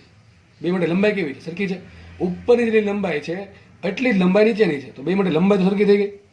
તો જો વિચારજો, બે માટે લંબાઈ કેવી થઈ ગઈ? સરખી થઈ ગઈ. આગળના કેસમાં શું હતું? આમ હતું, આ પ્રમાણે દેખીતી વાત હતી કે લંબાઈ ઉપર લંબાઈ નીચે અલગ અલગ હતી. એટલે અહીંયા આપણે શ્યોર નતા, પણ અહીંયા તો હું કહી શકું બે જગ્યાએ લંબાઈ અડધી અડધી રિંગ છે, તો બે જગ્યાએ લંબાઈ કેવી સરખી છે? ચલો લંબાઈ સરખી થઈ ગઈ. હવે જો આ કેસમાં રો ને એ સમાન હોય, આપણે અત્યારે જે કન્ડિશન હતી એ કે રો ને એ સમાન હોવા જોઈએ તો ચુંબકીય ક્ષેત્ર 0 આવે. પણ અહીંયા સૂત્ર શું આવ્યું? અવરોધ આર બરાબર રો એલ અપોન એ. બે કેસમાં ઉપર નીચે લંબાઈ સરખી છે. હવે જો આ કેસમાં રો ને એ સમાન હોય તો ચલો રો સમાન, એલ સમાન ને એ સમાન, તો બે કેસમાં ઉપર નીચે અવરોધ સરખા હોવા જોઈએ. તો એ સર અહીંયા તો અવરોધ 5 ઓહ્મ છે, અહીંયા તો અવરોધ 10 ઓહ્મ છે. ઉપર લંબાઈ જેટલી છે એટલી જ લંબાઈ નીચે છે, તો પણ અવરોધે સરખા હોવા જોઈએ. પણ અહીંયા તો આપણને અવરોધ અલગ અલગ આપ્યા છે. અવરોધ અલગ અલગ આપ્યા છે, ધેટ મીન્સ કે બે કેસમાં રો ને એ અલગ અલગ હશે. બંને કેસમાં શું હશે? અવરોધ અલગ અલગ હશે. સોરી, રો ને એ અલગ અલગ હશે. તો આપણી કન્ડિશન કઈ હતી પેલી કે બંધ ગાળાના કોઈ પણ બે બિંદુ વચ્ચે બેટરી જોડું તો ચુંબકીય ક્ષેત્ર સેન્ટર પર 0 મળે, પણ રો ને એ સમાન હોય તો. પરંતુ આ કેસમાં રો અને એ સમાન નથી. રો અને એ અસમાન હોઈ શકે. કેવું હોઈ શકે? અસમાન હોઈ શકે. બરાબર છે? અસમાન એટલા માટે હોઈ શકે કારણ કે એની આર બરાબર રો એલ અપોન એ. ચલો બેની લંબાઈ અડધી અડધી છે તો લંબાઈ તો સરખી થઈ ગઈ. રો ને એ સરખા હોય તો અવરોધ સરખો થવો જોઈએ, પણ અહીંયા અવરોધ સરખો નથી, અલગ અલગ છે. મતલબ કે અહીંયા રો અને એ અસમાન છે, તો સેન્ટર પર ચુંબકીય ક્ષેત્ર 0 નહીં આવે. ચુંબકીય ક્ષેત્ર 0 ક્યારે આવે? રો ને એ સમાન હોય તો. આઈ થિંક તમને આઈડિયા ક્લિયર થઈ ગયો છે. તો દાખલો ગણવો કેમ? બહુ ઇઝી દાખલો છે. ચલો શું કરવું પડે વિચારો. તમે વિચારો, તમને જાતે જ આઈડિયા આવી જશે. તો તમને એ ખબર પડે કે રો ને એ અસમાન છે. તો આપણે શું કરશું? કંઈ નહીં, કરંટના ભાગ પાડી દેશું. થોડો કરંટ ઉપર જાય, થોડો કરંટ નીચે જાય, બરાબર? તો આપણે ટૂંકમાં 0 ટીક નહીં કરીએ. શું કરશું? આપણે આ કેસમાં 0 ટીક નહીં કરીએ. 0 સિવાયનો શું આન્સર આવે એ તમને દાખલો ગણાવો, બરાબર? તો વિચારો, એ રીતે કરંટ આવ્યો, થોડો કરંટ ઉપર ગયો, થોડો કરંટ આ પ્રમાણે ગયો, તો કરંટના ભાગ પડ્યા. આ કરંટ ક્યાં ફ્લો થયો? સમઘડી. આ કરંટ ક્યાં ફ્લો થયો? વિષમઘડી. દેખાય ને આ ઊંધું ચાલે, વિષમઘડી, આ સમઘડી. અને ભાઈ અહીંયા આ કરંટ આવી ગયો. બે અવરોધ શેમાં છે? સમાંતરમાં છે, શ્રેણીમાં? સમાંતરમાં છે. સમાંતરમાં છે તો શું કરીશું? કરંટના ભાગલા પાડીશ. કેટલા ભાગ પાડવાનું? માનો કે આ 5 છે, 10 છે, તો કુલ ભાગ પાડી દો. કઈ ખબર ન પડે, 15 ભાગ પાડી દેવાના. બાકી વિચારો, આ 1:2 કહેવાય. શું કહેવાય? 1:2. આ 1 હોય તો 2 હોય, આ 5 હોય તો 10 હોય, બરાબર કે નહીં? તો કુલ ભાગ પડવાનો 3. 3 ભાગમાંથી 2 ભાગ આને આપવાનો, 1 ભાગ આને આપવાનો. એમ ખબર નથી પડતી તો કઈ નહીં, 5 ને 10 15, કુલ 15 ભાગ પાડી દો. એક ભાગ કેટલો આવશે? I/15 આવે. કુલ 15 ભાગ પાડી દો. હવે શું કરવાનું? ઉલટું આપવાનું. આને 10 ભાગ આપવાના, 5 ભાગ આપવાના. કારણ શું? સમાંતરમાં I proportional to R હોય. તો ચલો આને કેટલો કરંટ મળશે? આને કરંટ મળશે, ચલો એમ કહી દઉં I1 બરાબર ને I2 બરાબર. તો પહેલા શું કરું? બેને I/15 આપી દેવાના. હવે આને કેટલા ભાગ આપવાના? 10 ભાગ આપવાના. આને આપવાના 15 ભાગ, સોરી 5 ભાગ. કેટલા આપવાના? 5 ભાગ. ઓકે, તો શું આવશે અહીંયા? 2I/3. કેટલો આવે અહીંયા કરંટ? 2I/3 કરંટ ઉપર જાય અને નીચે જશે I/3 કરંટ. સીધી વાત છે. તો ઉપર કેટલો કરંટ ફ્લો થશે? અહીંયા જશે 2I/3 કરંટ, અહીંયા જશે I/3 કરંટ. સીધી વાત છે, બરાબર? હવે શું કરવાનું? કંઈ નહીં, તમને કરંટ મળી ગયો, તમને આટા ખબર છે, તમને કરંટ મળી ગયો. મેં કીધું તું યાદ કરો, હમણાં કીધું તું આવું ક્યાં સમજાવ? અહીંયા સમજાવતું જો, કે માનો કે તમને બે કેસમાં રો અને એ અલગ અલગ આપ્યા, તમે શું કરશો? આ ભાગનો રો અલગ છે, એ અલગ છે, એ તમને મળી જાય. આ તમને રકમમાં શું ખૂણો આપ્યો છે, ખૂણો આપે એટલે લંબાઈ મળી જાય, લંબાઈ મળી ગઈ, રો આપ્યો છે, એ આપ્યો છે, તમને શું મળશે? અવરોધ મળે. અવરોધ મળશે, આનો અવરોધ મળી ગયો R1, આનો અવરોધ મળી ગયો R2. હવે આ સેમ કોન્સેપ્ટનો યુઝ કરીને પ્રવાહના ભાગ પડે શું મળે તમને? I1 મળી જશે, I2 મળી જાય. I1 મળી ગયા, I2 મળી ગયા, તો ભાઈ ખૂણો છે તમને શું મળશે? આટા મળી ગયા, N1 ને N2 માં કિંમત મૂકી દે, N1 ને I1 ને N2 I2 માં, તો દાખલો સોલ્વ થઈ જશે. એટલે તમને કદાચ રો ને એ અલગ અલગ આપે તો પણ તમને દાખલો હવે તો આવડો છે. શું કરવાનું ફરીથી કહું છું, રો આપ્યો હોય, એ આપ્યો હોય, L આપ્યો હોય, અથવા ડાયરેક્ટલી અવરોધ આપી દીધો હોય. માનો કે એવું બધું અલગ અલગ ન આપે તો ડાયરેક્ટલી અવરોધ આપી દીધો તો અવરોધ તમને મળી ગયો, ઉપર અવરોધ મળ્યો, નીચે અવરોધ મળ્યો, R1 મળી ગયા, R2 મળી ગયા. તમને સમાંતર જોડાણમાં કરંટ વહેતા આવડો જોઈએ, ચેપ્ટર 3 નું કામ છે. ચેપ્ટર 3 નહીં આવડે તો આ નહીં આવડે, ચેપ્ટર 3 આવડે તો આરામથી આવડશે. તો ઉપર અવરોધ R1, નીચે અવરોધ R2, તો ઉપર કરંટ I1, નીચે કરંટ I2. હવે કરંટની વહેંચણી આરામથી થઈ જાય તો તમને અવરોધ ખબર હોય તો ઉપર કરંટ મળી ગયો, નીચે કરંટ મળી ગયો. હવે ખૂણો આપ્યો હોય તમને રકમમાં, એટલે અહીં આટા મળે, અહીંયા આટા મળે. કઈ રીતે? 360 ડિગ્રીનો ખૂણો, આટા કેટલા? 1 હોય તો આટલા ખૂણા માટે કેટલા? અથવા 2π રેડિયનનો ખૂણો હોય તો આટા 1. એ આપણે કર્યું જ છે આગળ આ ચેપ્ટરમાંથી. તો N1 મળી ગયા, N2 મળી ગયા, મૂકો આમાં કિંમત તો આન્સર આવી જાય. એટલે કદાચ રો અને એ અલગ અલગ આપે તો પણ તમને દાખલો આવડવો જ જોઈએ. આપણે એ જ દાખલો પકડવો છે, બરાબર છે? ચલો હવે શું કરશું? મને કરંટ મળી ગયો I1 I2, મને આટા ખબર છે, અહીંયા કેટલા આટા? અહીંયા આટા અડધા છે, અહીંયા આટા અડધા. ચલો આના કારણે શોધીએ. આના કારણે સૂત્ર શું છે? B1 બરાબર, સૂત્ર શું છે? B1 બરાબર μ0 Ni/2R. સૂત્ર શું આવે રિંગ માટે? μ0 Ni/2. ચલો મૂકો કિંમત માટે B1 બરાબર μ0 રાખો, એમને આટા કેટલા? અડધા. I કેટલા? કરંટ કેટલો આવ્યો? કરંટ આવ્યો I1. કેટલો આવ્યો I1? I1 કેટલો આવ્યો? 2I/3. 2I/3 છેદમાં 2 × R. થઈ ગયો આટલું. હવે થોડુંક વ્યવસ્થિત કરીને શું થાય? જો આ બે ઉડી જશે, બે ઉડશે ને 3 કે છેદમાં તો શું આવશે? અહીંયા μ0I/6R. શું આવશે? μ0I/6R. આ μ0 આટલું ઉડી ગયા, I/6R આટલું આવશે. ચલો જોઈ લઈએ અંદર આવશે કે બહાર આવશે. તો આંગળી ફેરો ક્યાં જાય? અંદર જાય. આના કારણે આવશે અંદર. ચલો ફટાફટ આપણે B2 શોધીએ. B2 બરાબર શું આવે? μ0 Ni/2. સૂત્ર તો એ જ આવશે બધામાં. μ0 Ni/2 મૂકો કિંમત માટે. B2 બરાબર μ0 રાખો, એમને આટા કેટલા? અડધા. નીચે રિંગની વાત થાય છે, આના આટા અડધા છે. ઓકે, કરંટ કેટલો આવશે? કરંટ આવશે એમાંથી I/3. કરંટ આવશે I/3 ભાંગ્યા શું આવશે? ભાંગ્યા આવશે 2R. તો વિચારો શું આવશે? μ0 I અપોન 3 દુ 6 દુ 12, 12R. ક્યાં આવશે? વિચારો. આ આવશે ક્યાં? 12 તરફ. આ આવશે 12 તરફ. તો એક કેટલું આવ્યું? B1 આવ્યું μ0 I/6R, એક આવ્યું μ0 I/12R. મોટું કોણ છે? મોટું આ છે, છેદમાં 6 છે, છેદમાં 12, એટલે આ મોટું આ થયું. તો શું આવશે? માટે B બરાબર B1 - B2. B1 - B2 મોટામાંથી નાનું બાદ કરવાનું, તો મોટું આ છે. તો μ0 I/6R માંથી તમે μ0 I/12R બાદ કરો તો શું વધે? μ0 I/12R વધે. ક્યાં આવશે? અંદર તરફ. કારણ કે આપણે મોટામાંથી નાનું બાદ કરીએ તો મોટાની જે દિશા હોય દિશા અહીંયા આવે. તો જો આન્સર 0 ન આવ્યો, આ કેસમાં આન્સર 0 ન આવ્યો, શું આવ્યો? μ0 I/12R આવ્યો. અહીંથી બુદ્ધિચાલક બેની લંબાઈ સરખી હોય તો જો માનો કે બેમાં તમને પ્રશ્ન થાય કે રો ને એ સરખા છે, માની લ્યો કે તમારા મગજમાં એમાં રો ને એ સરખા છે, તો ચલો અહીંયા રો અને એ સરખા છે, બરાબર? અહીંયા રો ને એ સરખા હોય તો લંબાઈ સરખી હોય તો અવરોધ તો સરખો થવો જોઈએ. એ 5 હોય 10 માં આપ્યો છે. લંબાઈ સરખી છે તો અવરોધ ક્યાંથી અલગ અલગ હોય? અવરોધ તો જ અલગ અલગ હોય, લંબાઈ સરખી હોય તો. જો રો ને એ અલગ અલગ હોય તો આ દાખલા આ પ્રમાણે સોલ્વ થશે. હજી કહું છું તમને રો ને એ અલગ અલગ આપે તો તમારે દાખલા આમ સોલ્વ કરવાના, બરાબર છે? તમને ડાયરેક્ટ અવરોધ આપી દીધો છે. અવરોધ ન આપે તમારે શું કરવાનું? પેલા અવરોધ શોધવાનો. R બરાબર ρL અપોન A. આમાં મૂકવાની કિંમત, રો ની કિંમત મૂકો, એ ની કિંમત મૂકો, એલ ની કિંમત મૂકો. ચલો એ તો મોટા ભાગે તમને સરખો જ આપશે, એ તો મોટા ભાગે સરખો જ આપશે, પણ બદલાવશું રો. તમને એમ કીધું ભાઈ અહીંયા રો છે ને 2 રો છે, તમે શું કરવાનું? R1 બરાબર ρL, બીજું R2 બરાબર શું લેવાનું? R2 લેવાનું, 2 રો ઇન્ટુ L. લંબાઈ અલગ અલગ, અહીં સરખી લંબાઈ છે એટલા માટે અલગ અલગ હોય તો એ પ્રમાણે લેવાની. જે લંબાઈ આપી એ મૂકવાની. તો તમારે મૂકવાનું સૂત્ર શું પડશે? R1 બરાબર મૂકવું પડે ρ1 L1 અથવા R1 પ્રોપોર્શનલ તો લખો તો ચાલે, બરાબર છે? અને R2 બરાબર આવશે ρ2 L2/A2. પણ બેમાં એ સરખા હોય, મોટા ભાગે એ સરખા જશે.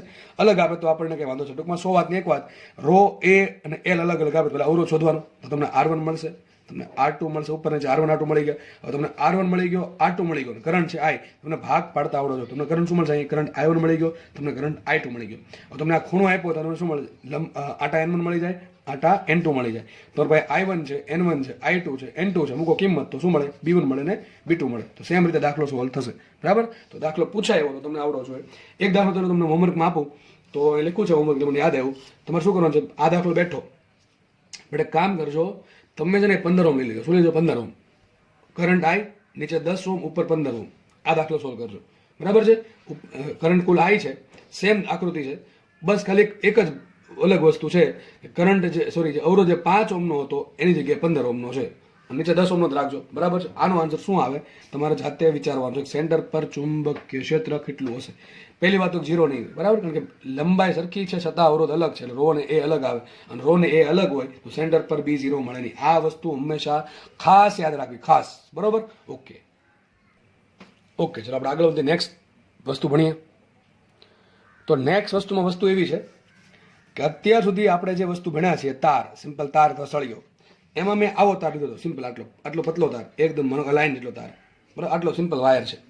એના કારણે બી શું આવે તો આપણે જોયું સૂત્ર μ0I/4πy. ક્યારે? અનંત લંબાઈનો હોય તો. ક્યારે? અનંત લંબાઈનો હોય તો, બરાબર. આપણે આ જો વસ્તુ જોઈ છે. હવે માનો કે તમારો જે તાર છે એટલો પતલો નથી, થોડોક જાડો તાર છે, માનો કે પેન જેટલો જાડો વાયર છે, અથવા સિમ્પલ જોઈ દોર્યો છે, એક તાર છે, એ તાર અનંત લંબાઈનો જ છે પણ પોતે જાડો છે. આ તાર કેવો છે? પતલો છે.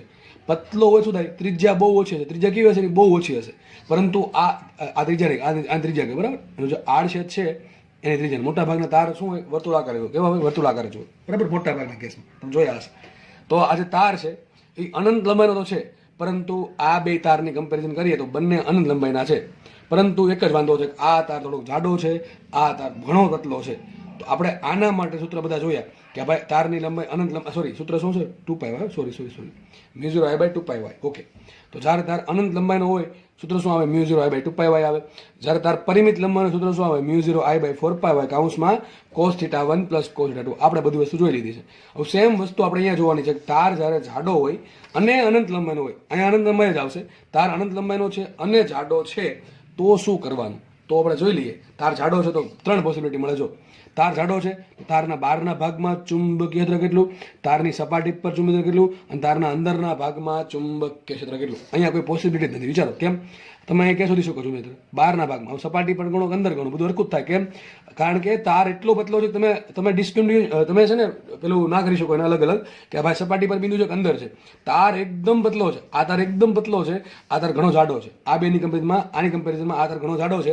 આપણે 3 પોઈન્ટ મળે. તારના બહારના ભાગમાં ચુંબકીય ક્ષેત્ર કેટલું છે, તારની સપાટી પર કેટલું છે, અને તારના અંદરના ભાગમાં કોઈ પણ બિંદુએ ચુંબકીય ક્ષેત્ર કેટલું છે એ શોધવાનું થાય આપણે. પણ અહીંયા તો એવું કંઈ મળે નહીં. અહીંયા ક્યાં મળે? ખાલી અહીંયા બહારના ભાગમાં જ મળે. અહીં મેં તમને શું કીધું હતું?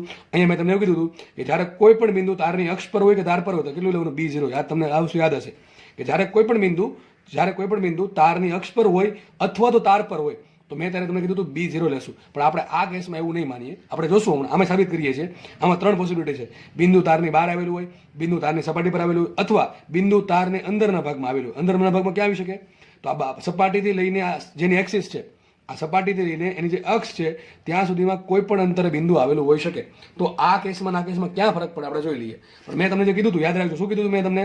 કે કોઈ પણ તાર હોય એની અક્ષ પર કોઈ બિંદુ આવેલું હોય તો b0 મૂકવું, બરાબર. આ વસ્તુ કેટલી જગ્યાએ માન્ય છે એ તમને છેલ્લે ખબર પડી જાય. ચલો, તો મારો નેક્સ્ટ કેસ શું છે કે જાડા સુવાહક ઘન નળાકાર. એટલો શબ્દ છે જો, જાડો સુવાહક છે. એટલે કે સુવાહક કેમ લખ્યું છે? કરંટ ફ્લો થવો જોઈએ. અને જાડો તો આપણે થિયરી ભણવી છે એટલા માટે. ઘન એટલા માટે કે અંદર મટીરિયલ છે. શું બતાવે? ઘન, અંદર મટીરિયલ. શું બતાવે? અંદર મટીરિયલ છે.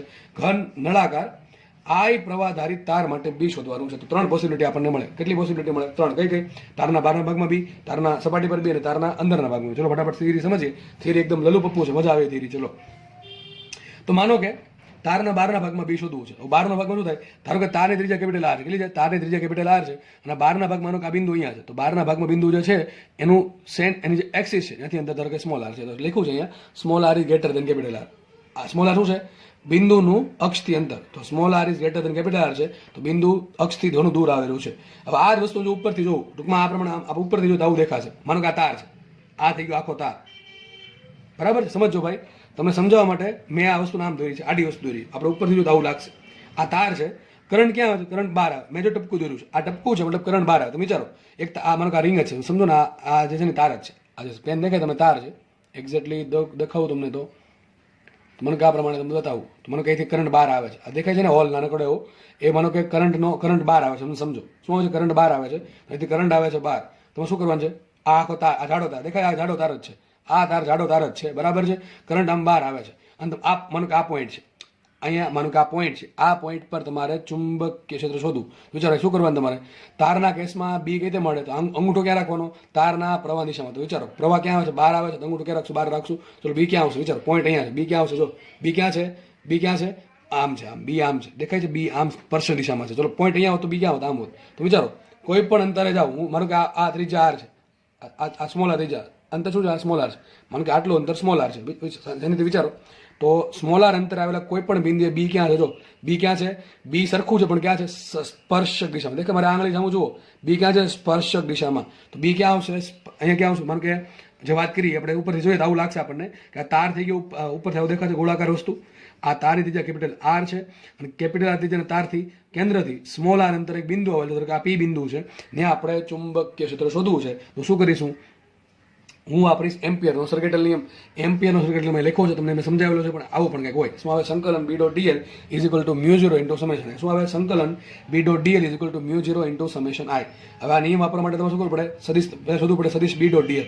બી ડોટ ડીએલ ક્યાં શોધવાનું? તમારે એક બંધ ગાળો ધારવાનો. એમ્પિયરના સર્કિટલ નિયમમાં ફરજિયાત તમને ખબર હોવી જોઈએ બંધ ગાળો ધારવાનો, અને બંધ ગાળો એ પ્રમાણે ધારવાનો કે અંદર કરંટ આવવો જોઈએ, અંદર કરંટ હોવો જોઈએ. તમે એક બંધ ગાળો ધારો કે આ બંધ ગાળો ધારી લીધો સેન્ટરથી સ્મોલ આર અંતરે. તો આ ધારો કે પી પોઈન્ટ છે, તો પી પોઈન્ટ પાસે ડીએલ ક્યાં હોય? તમે યાદ હોવું જોઈએ. ડીએલ ક્યાં હશે? હંમેશા સ્પર્શક દિશામાં. બી ક્યાં? હમણાં સમજાવ્યું તમને. બી પણ ક્યાં છે? સ્પર્શ દિશામાં. તો ડીએલ ને બી ક્યાં છે? એક જ દિશામાં છે. તો બે વચ્ચે ડોટ ગુણાકાર શું થશે? બી ડીએલ કોસ 0.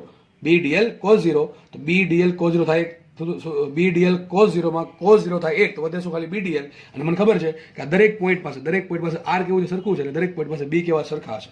બી ને મેં કાઢી નાખ્યું બહાર સંકલનમાંથી. તો શું હશે? બી સંકલન બહાર આવી ગયું. સંકલન close integration of DL is equal to mu 0 into summation I. Summation I શું છે? તો આજે બંધ ગાળો છે, એની અંદર કુલ પ્રવાહ કેટલો? એક જ પ્રવાહ છે, આઈ. તો અહીંયા આવશે આઈ. આ તમને પહેલા સમજાવેલું છે, બરાબર? એટલે નવીન લાગવું જોઈએ નહીં. તો B into close integration of DL is equal to mu 0 into I. DL નું સંકલન શું થાય? ડીએલ નું બંધ ગાળા પરનું સંકલન. આખું આ ડીએલ ભેગા કરતા શું બને? એક આખો પરિઘ બને. શું બને? પરિઘ બને. આ બને કે ન બને? આ ડીએલ બધું ભેગું કરો શું બને? આ પ્રમાણે પરિઘ બનશે. પરિઘ કેટલો છે? 2 પાઈ ઇન્ટુ સ્મોલ આર એટલો. કેટલો? 2 પાઈ ઇન્ટુ સ્મોલ આર એટલો. તો B into 2 pi R is equal to mu 0. B બરાબર મળી ગયું mu 0 I by 2 pi R. આ સૂત્ર કેવું ખબર? આ જ છે ભાઈ. માનો કે આ અંતર આર ની વાય કેટલું છે? વાય. તો સૂત્ર શું આવશે? Mu 0 I by 2 pi Y. કયું સૂત્ર છે? આવ્યું કે નહીં? બેઠું જો કે આપણે સમજાતા કે તાર તો સમજવું પડી આપણને. તાર પતલો હોય કે તાર જાડો હોય? બેના કેસમાં બહારના ભાગમાં ચુંબકીય ક્ષેત્ર શું હોય? Mu 0 I by 2 pi Y. Y શું છે? તારના સેન્ટરથી અંતર. અહીંયા વાયને મેં સ્મોલ આર કીધું છે. શું કીધું છે? મેં વાયને મેં સ્મોલ આર કીધું. તો તાર પતલો હોય કે તાર જાડો હોય, બંને કેસમાં સૂત્ર શું આવશે? Mu 0 I by 2 pi Y. શું આવે? Mu 0 I by 2 pi Y. અહીંયા મેં વાયને આર કીધું છે. હવે માનો કે તાર આપણો પતલો ની જાડો તાર છે. કેવો તાર છે? જાડો તાર છે. તાર જાડો છે તો હવે હું એની સપાટી પર મારે ચુંબકીય ક્ષેત્ર શોધું. સપાટી એટલે કયો? મને કે પોઈન્ટ અહીંયા આવેલો છે. ટૂંકમાં પોઈન્ટ અહીંયા સપાટી પર કોઈ પણ બિંદુ આવેલું છે. તો શું કરીશું? સેમ વસ્તુ કરીશ. બરાબર છે? સેમ વસ્તુ કરી તો શું કરીશ? એમ્પિયરના સર્કિટલનો નિયમ. ચલો સૂત્ર શું હતું? સંકલન બી ડોટ સદિશ બી ડોટ સદિશ DL is equal two summation mu 0 into summation I. Ampere આપણે નિયમ આપેલો છે અને યુઝ કરીએ આપણે. તો મને કહા તાર છે, બરાબર? તાર છે. હવે તમારે બી ક્યાં શોધવું છે? સપાટી પર શોધવું છે. તો પેલું જે હું બંધ ગાળો છે ને અહીંયા ધાર લો, સપાટી પર જ બંધ ગાળો ધાર લો. આ બંધ ગાળો સપાટી પર જ આવી ગયો. વિચારો તો શું કરીશું હવે? અહીંયા બી ક્યાં આવશે? બી આવશે દિશામાં. ડીએલ ક્યાં આવશે? પછી દિશામાં. સેમ વસ્તુ અહીંયા હતી. ખાલી ફરક શું પડ્યો? આ બંધ ગાળો અહીંયા ધારો, કારણ કે મારે સપાટી તમારે જે બિંદુએ પી શોધવું હોય, સોરી જે બિંદુએ બી શોધવું હોય એ બિંદુએ તમારે બંધ ગાળો ધારવાનો. અહીંયા મારે બી સપાટી પર શોધવું છે તો બંધ ગાળો ત્યાં ધારી સપાટી પર જ ધારે. ટૂંકમાં સપાટી જે છે, તારની જે સપાટી છે એ જ મારા માટે બંધ ગાળો બની ગઈ. તો બી ને ડીએલ શું આવશે? એક દિશામાં આવશે એટલે બે વચ્ચેનો ડોટ ગુણાકાર થાય 1. એટલે શું આવશે? બી ડીએલ. આથી બી કોમન છે એટલે બી બહાર આવી ગયું. અને ડીએલ શું આવશે? ક્લોઝ આન્સર શું આવે? ઇન્ટિગ્રેશન ઓફ ડીએલ શું આવે? 2 પાઈ ઇન્ટુ કેપિટલ આર. કારણ શું? કે બંધ ગાળો છે આ તમે સૂક્ષ્મ બંધ ગાળો ભેગો કરો શું બને? આ તારની સપાટીનો પરિઘ બને. શું બની જશે? 2 પાઈ આર. ટૂંકમાં સ્મોલ આર આવે, કેપિટલ આર આવે, બસ. કારણ કે અહીં બંધ ગાળો આ પ્રમાણે હતો, અહીં બંધ ગાળો બીજા કેસમાં આ રીતે છે, એટલા માટે. તો B into 2 pi R is equal to mu 0 R. સૂત્ર આવ્યું mu 0 I by 2 pi R. તમારે યાદ રાખવાનું છે. સાબિતી કદાચ યાદ ના રહે તો ચાલશે, એનો કોઈ જરૂર નથી, પણ તમે સૂત્ર યાદ રહેવું જોઈએ. સૂત્ર ઉપર શું આવ્યું? Mu 0 I by 2 pi R. એ સૂત્ર શું આવ્યું? Mu 0 I by 2 pi into capital R. આવી વસ્તુ આપણે ચેપ્ટર 1 માં 2 માં ભણેલા છે. સેમ વસ્તુ આપણે ચેપ્ટર 1 માં અને 2 માં ભણેલા છીએ, વિદ્યુત ક્ષેત્ર માટે અને વિદ્યુત સ્થિતિમાન માટે. તમને ખબર છે ગોળાના આલેખો, પછી અનંત લંબાઈના પૃષ્ઠના આલેખો, સળિયાના આલેખો, તમને બધું યાદ હોવું જોઈએ. બધું યાદ હોવું જોઈએ. સાબિત શું થયું અહીંયા? બી પ્રપોર્શનલ ટુ 1/r. મતલબ કે જેટલું અંતર મોટું એટલું બી નાનું. સીધી વાત જ છે ને. સૂત્ર શું હતું? બી બરાબર mu 0 I by 2 pi Y. તો બી પ્રપોર્શનલ ટુ 1/r. મતલબ શું કહે? તમે તારથી જેટલા દૂર જાઓ એટલું બી ઘટતું જાય. સીધી વાત છે. તમે તારથી જેટલા દૂર હશો એટલું બી ઘટે. બાકી તો વિચારો ને, એક તાર હોય અને તારનું બી જે છે એ વાય પર ડિપેન્ડ જ ન કરે, મતલબ તાર ગમે એટલો દૂર હશે આપણને એમાં બીની અનુભૂતિ થાય, પણ એવું હોતું નથી. જેટલો તાર દૂર હશે એટલું બી ઓછું હશે, જેટલો તાર દૂર એટલો બી ઓછું, કારણ કે બી પ્રપોઝલ ટુ 1/r વાય અથવા બી પ્રપોઝલ ટુ 1/r. અહીં સૂત્ર શું આવ્યું? બી બરાબર μ0I/2πr. આ કેવું થઈ ગયું? અચળ થઈ ગયું. કેવું થઈ ગયું? અચળ. ટૂંકમાં સપાટી પર બી કેવું અચળ હોય? અહીંયા જેટલું આર વધશે એટલું બી ઘટે. આ પ્રમાણે કે બે તાર છે, બે તારમાં કરંટ સરખો છે, પણ એક તારની ત્રિજ્યા ઓછી છે ને એક તારની ત્રિજ્યા વધારે છે. મતલબ કે જે તારની ત્રિજ્યા ઓછી હશે એની સપાટી પર બી વધારે હશે, અને જે તારની ત્રિજ્યા વધારે હશે ત્યાં બી ઓછું હશે. ટૂંકમાં જેટલો જાડો તાર એની એટલું આર મોટું, જેટલું આર મોટું એની મતલબ સમાન પ્રવાહ માટે જેટલું તાર મોટું, જેટલો તાર મોટો એટલે જેટલો તાર જાડો એની ત્રિજ્યા વધારે એટલે બી ઓછું. ટૂંકમાં જાડા તાર માટે બી કેવું ઓછું હોય, સપાટી પર બી કેવું ઓછું હોય જો સરખો પ્રવાહ હોય તો. હવે લાસ્ટ વાત કરીએ કે ભાઈ અંદરના ભાગમાં પોઈન્ટ આવ્યો તો શું કરવાનું? તો માનો કે આ આખો તાર છે, આટલો તાર છે, આખો તાર છે, મારે આ પોઈન્ટ પાસે બી શોધવું છે. આ પોઈન્ટ પાસે આ આખો તાર હતો, મારે આ પોઈન્ટ પાસે બી શોધવું. તો શું કરીશું? બંધ ગાળો ક્યાં બનાવીશ? એ પ્રમાણે બને કે બિંદુમાંથી પસાર થતો. ધારો કે બંધ ગાળો ધાર લીધો, સ્મોલ આર થઈ જાય. અહીં સ્મોલ આર છે, કેપિટલ આર કરતા ઓછા, કેપિટલ આટલું છે, આ કેપિટલ આર છે, આટલું ત્રિજ્યા આટલી, મેન તાર આ છે, એની અંદરનો ભાગ આટલો છે. સેમ વસ્તુ મેં દોરી તમને સમજણ પડે એટલે આ આખો તાર થઈ ગયો, એનો અંદરનો ભાગ આટલો થઈ ગયો, આ ત્રિજ્યા સ્મોલ આર છે. હવે શું કરવાનું? સૂત્ર વાપરીએ આપણે. કયું સૂત્ર? સંકલન close integration of B dot DL is equal to μ0 into summation I. ચલો બી ડીએલ, તો વિચારો સેમ વસ્તુ, બંધ ગાળો છે, સ્પર્શક હશે એ જ દિશામાં બી હશે તો બી થઈ ગયો આ દિશામાં, ડીએલ થઈ ગયો એ દિશામાં, તો એ તો બધી અહીંયા કંઈ ફરક ન પડ્યો. B into close integration of dl આવ્યું. હવે ડીએલ શું બનશે આમાં? ભલે ત્રીજા આપણે સ્મોલર ધારી તો ડીએલ શું આવશે? ડીએલ આવશે 2πr. Close integration of DL શું છે? 2πr. તો અહીંયા કંઈ ફરક પડ્યો છે નહીં, ફરક અહીંયા પડશે. જો μ0 રાખ્યું એમને. સમેશન આઈ શું આવે? સમેશન આઈ શું છે? તો તમે જે બંધ ગાળો ધારો છે એની અંદરનો પ્રવાહ, તો મેં બંધ ગાળો આટલો ધારો છે એની અંદર પ્રવાહ આટલો જ છે. આટલા ભાગમાં જ પ્રવાહ લેવાનો, બહારનો ભાગનો પ્રવાહ લેવાનો નહીં. એમ્પિયર ભાઈ આવું કીધું હતું, મારે પ્રવાહ આટલા ભાગનો જ લેવો પડે, મારે પ્રવાહ માત્ર આટલા ભાગનો જ લેવો પડે. વિચારો આખો તાર છે, આખો તાર, એ આખા તારના આડછેદમાંથી પ્રવાહ બહાર આવે છે, આખા તારના આડછેદમાંથી પ્રવાહ બહાર આવે છે. તો આખો આટલો ભાગ છે, આટલો ભાગ, વિચારો આટલો ભાગ, એમાં પ્રવાહ આય છે, પણ મારે તો આજે નાનકડો ભાગ દોર્યો છે એનો પ્રવાહની જ જરૂર છે. તો સીધી વાત છે, જેટલો એરિયા ઓછો એટલો પ્રવાહ ઓછો, જેટલો એરિયા મોટો એટલો પ્રવાહ ઓછો. વિચારો આખી જે આ પેન છે એમાં માનો કે આટલા ભાગમાંથી આઈ કરંટ બહાર આવે, આખા ભાગમાંથી આઈ કરંટ બહાર આવે છે, માનો કે નાનકડો જો હોલ છે એમાંથી કેટલો કરંટ બહાર આવે, એના ભાગમાં કેટલો કરંટ આવે? સીધી વાત છે, જેટલો મોટો એરિયા એટલો મોટો કરંટ. તો ચાલો આખો ભાગ છે એનો એરિયા કેટલો? πr². તો πr² ભાગમાં કરંટ આઈ હોય તો જે નાનકડો ભાગ છે કયો? વિચારો સ્મોલ આ ત્રિજ્યા એરિયા, એનો એરિયા શું હોય? πr². એ ભાગમાં કરંટ કેટલો? ધારો કે આ નાનકડા ભાગમાં કરંટ કેટલો છે? I' છે, તો I' બરાબર શું આવશે? πr² ભાગમાં કરંટ આઈ હોય તો πr² ભાગમાં કરંટ કેટલો? તો πr² into I divided by pi into capital R² શું આવશે? R² into I by R². મને I' મળી ગયા R² into I by R². વિચારો મારો જે સૂક્ષ્મ ભાગ છે, માનો કે આટલો ભાગ છે, એમાં કરંટ ફ્લો થાય છે I'. તો મને મળી ગયું. ગાઉસિયન પ્રૂફ માટે આ તમે સોલ્વ કરી નાખ્યું. ક્લોઝ ઇન્ટિગ્રેશન ઓફ સદિશ બી ડોટ ડીએલ શું આન્સર આવ્યો? બી ઇન્ટુ 2πr અને μ0 into summation I. Summation I શું લેવાનું? તમે જે બંધ ગાળો ધાર્યો છે એની અંદરના ભાગનો પ્રવાહ કેટલો કરવા આવશે? આટલો આવશે. R² into I by R². તો R² into I by R². તો સૂત્ર આવી ગયું આટલું. વિચારો બી કરતા બનાવશું આપણે, આ 2π છેદમાં જવા દે. એ વિચારો અહીં સ્મોલ આર છે, અહીં સ્મોલ આરનો વર્ગ છે, તો અહીં સ્મોલ આર વધે અને છેદમાં આવશે કેપિટલ આર. તો હું એક કામ કરું, આને લખાય આમ, તો બી બરાબર આવશે μ0 I into 2πr into small r by capital R. વિચારો હવે અહીંયા સ્મોલ આર વધ્યો, ઉપર વધ્યો, અહીંયા R² છે ને મેં આમ લખ્યું R ઇન્ટુ આર. આવું કેમ લખ્યું? જો આ સૂત્ર હમણાં આવ્યું હતું, આ કેવું હતું? સપાટી પર. તો બી આ ક્યાં મળે? અંદરના ભાગમાં.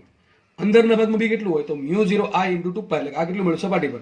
સપાટી પર જે બી હોય એને તમે સ્મોલ આર વડે ગુણો, કેપિટલ આર વડે ભાગો. આવી વસ્તુ તમને ચેપ્ટર 1 માં શીખવાડેલી છે. આવી વસ્તુ તમને ચેપ્ટર 1 માં શીખવાડેલ છે. ક્યાં શીખવાડેલ છે? વિદ્યુત ક્ષેત્રમાં શીખવાડી છે.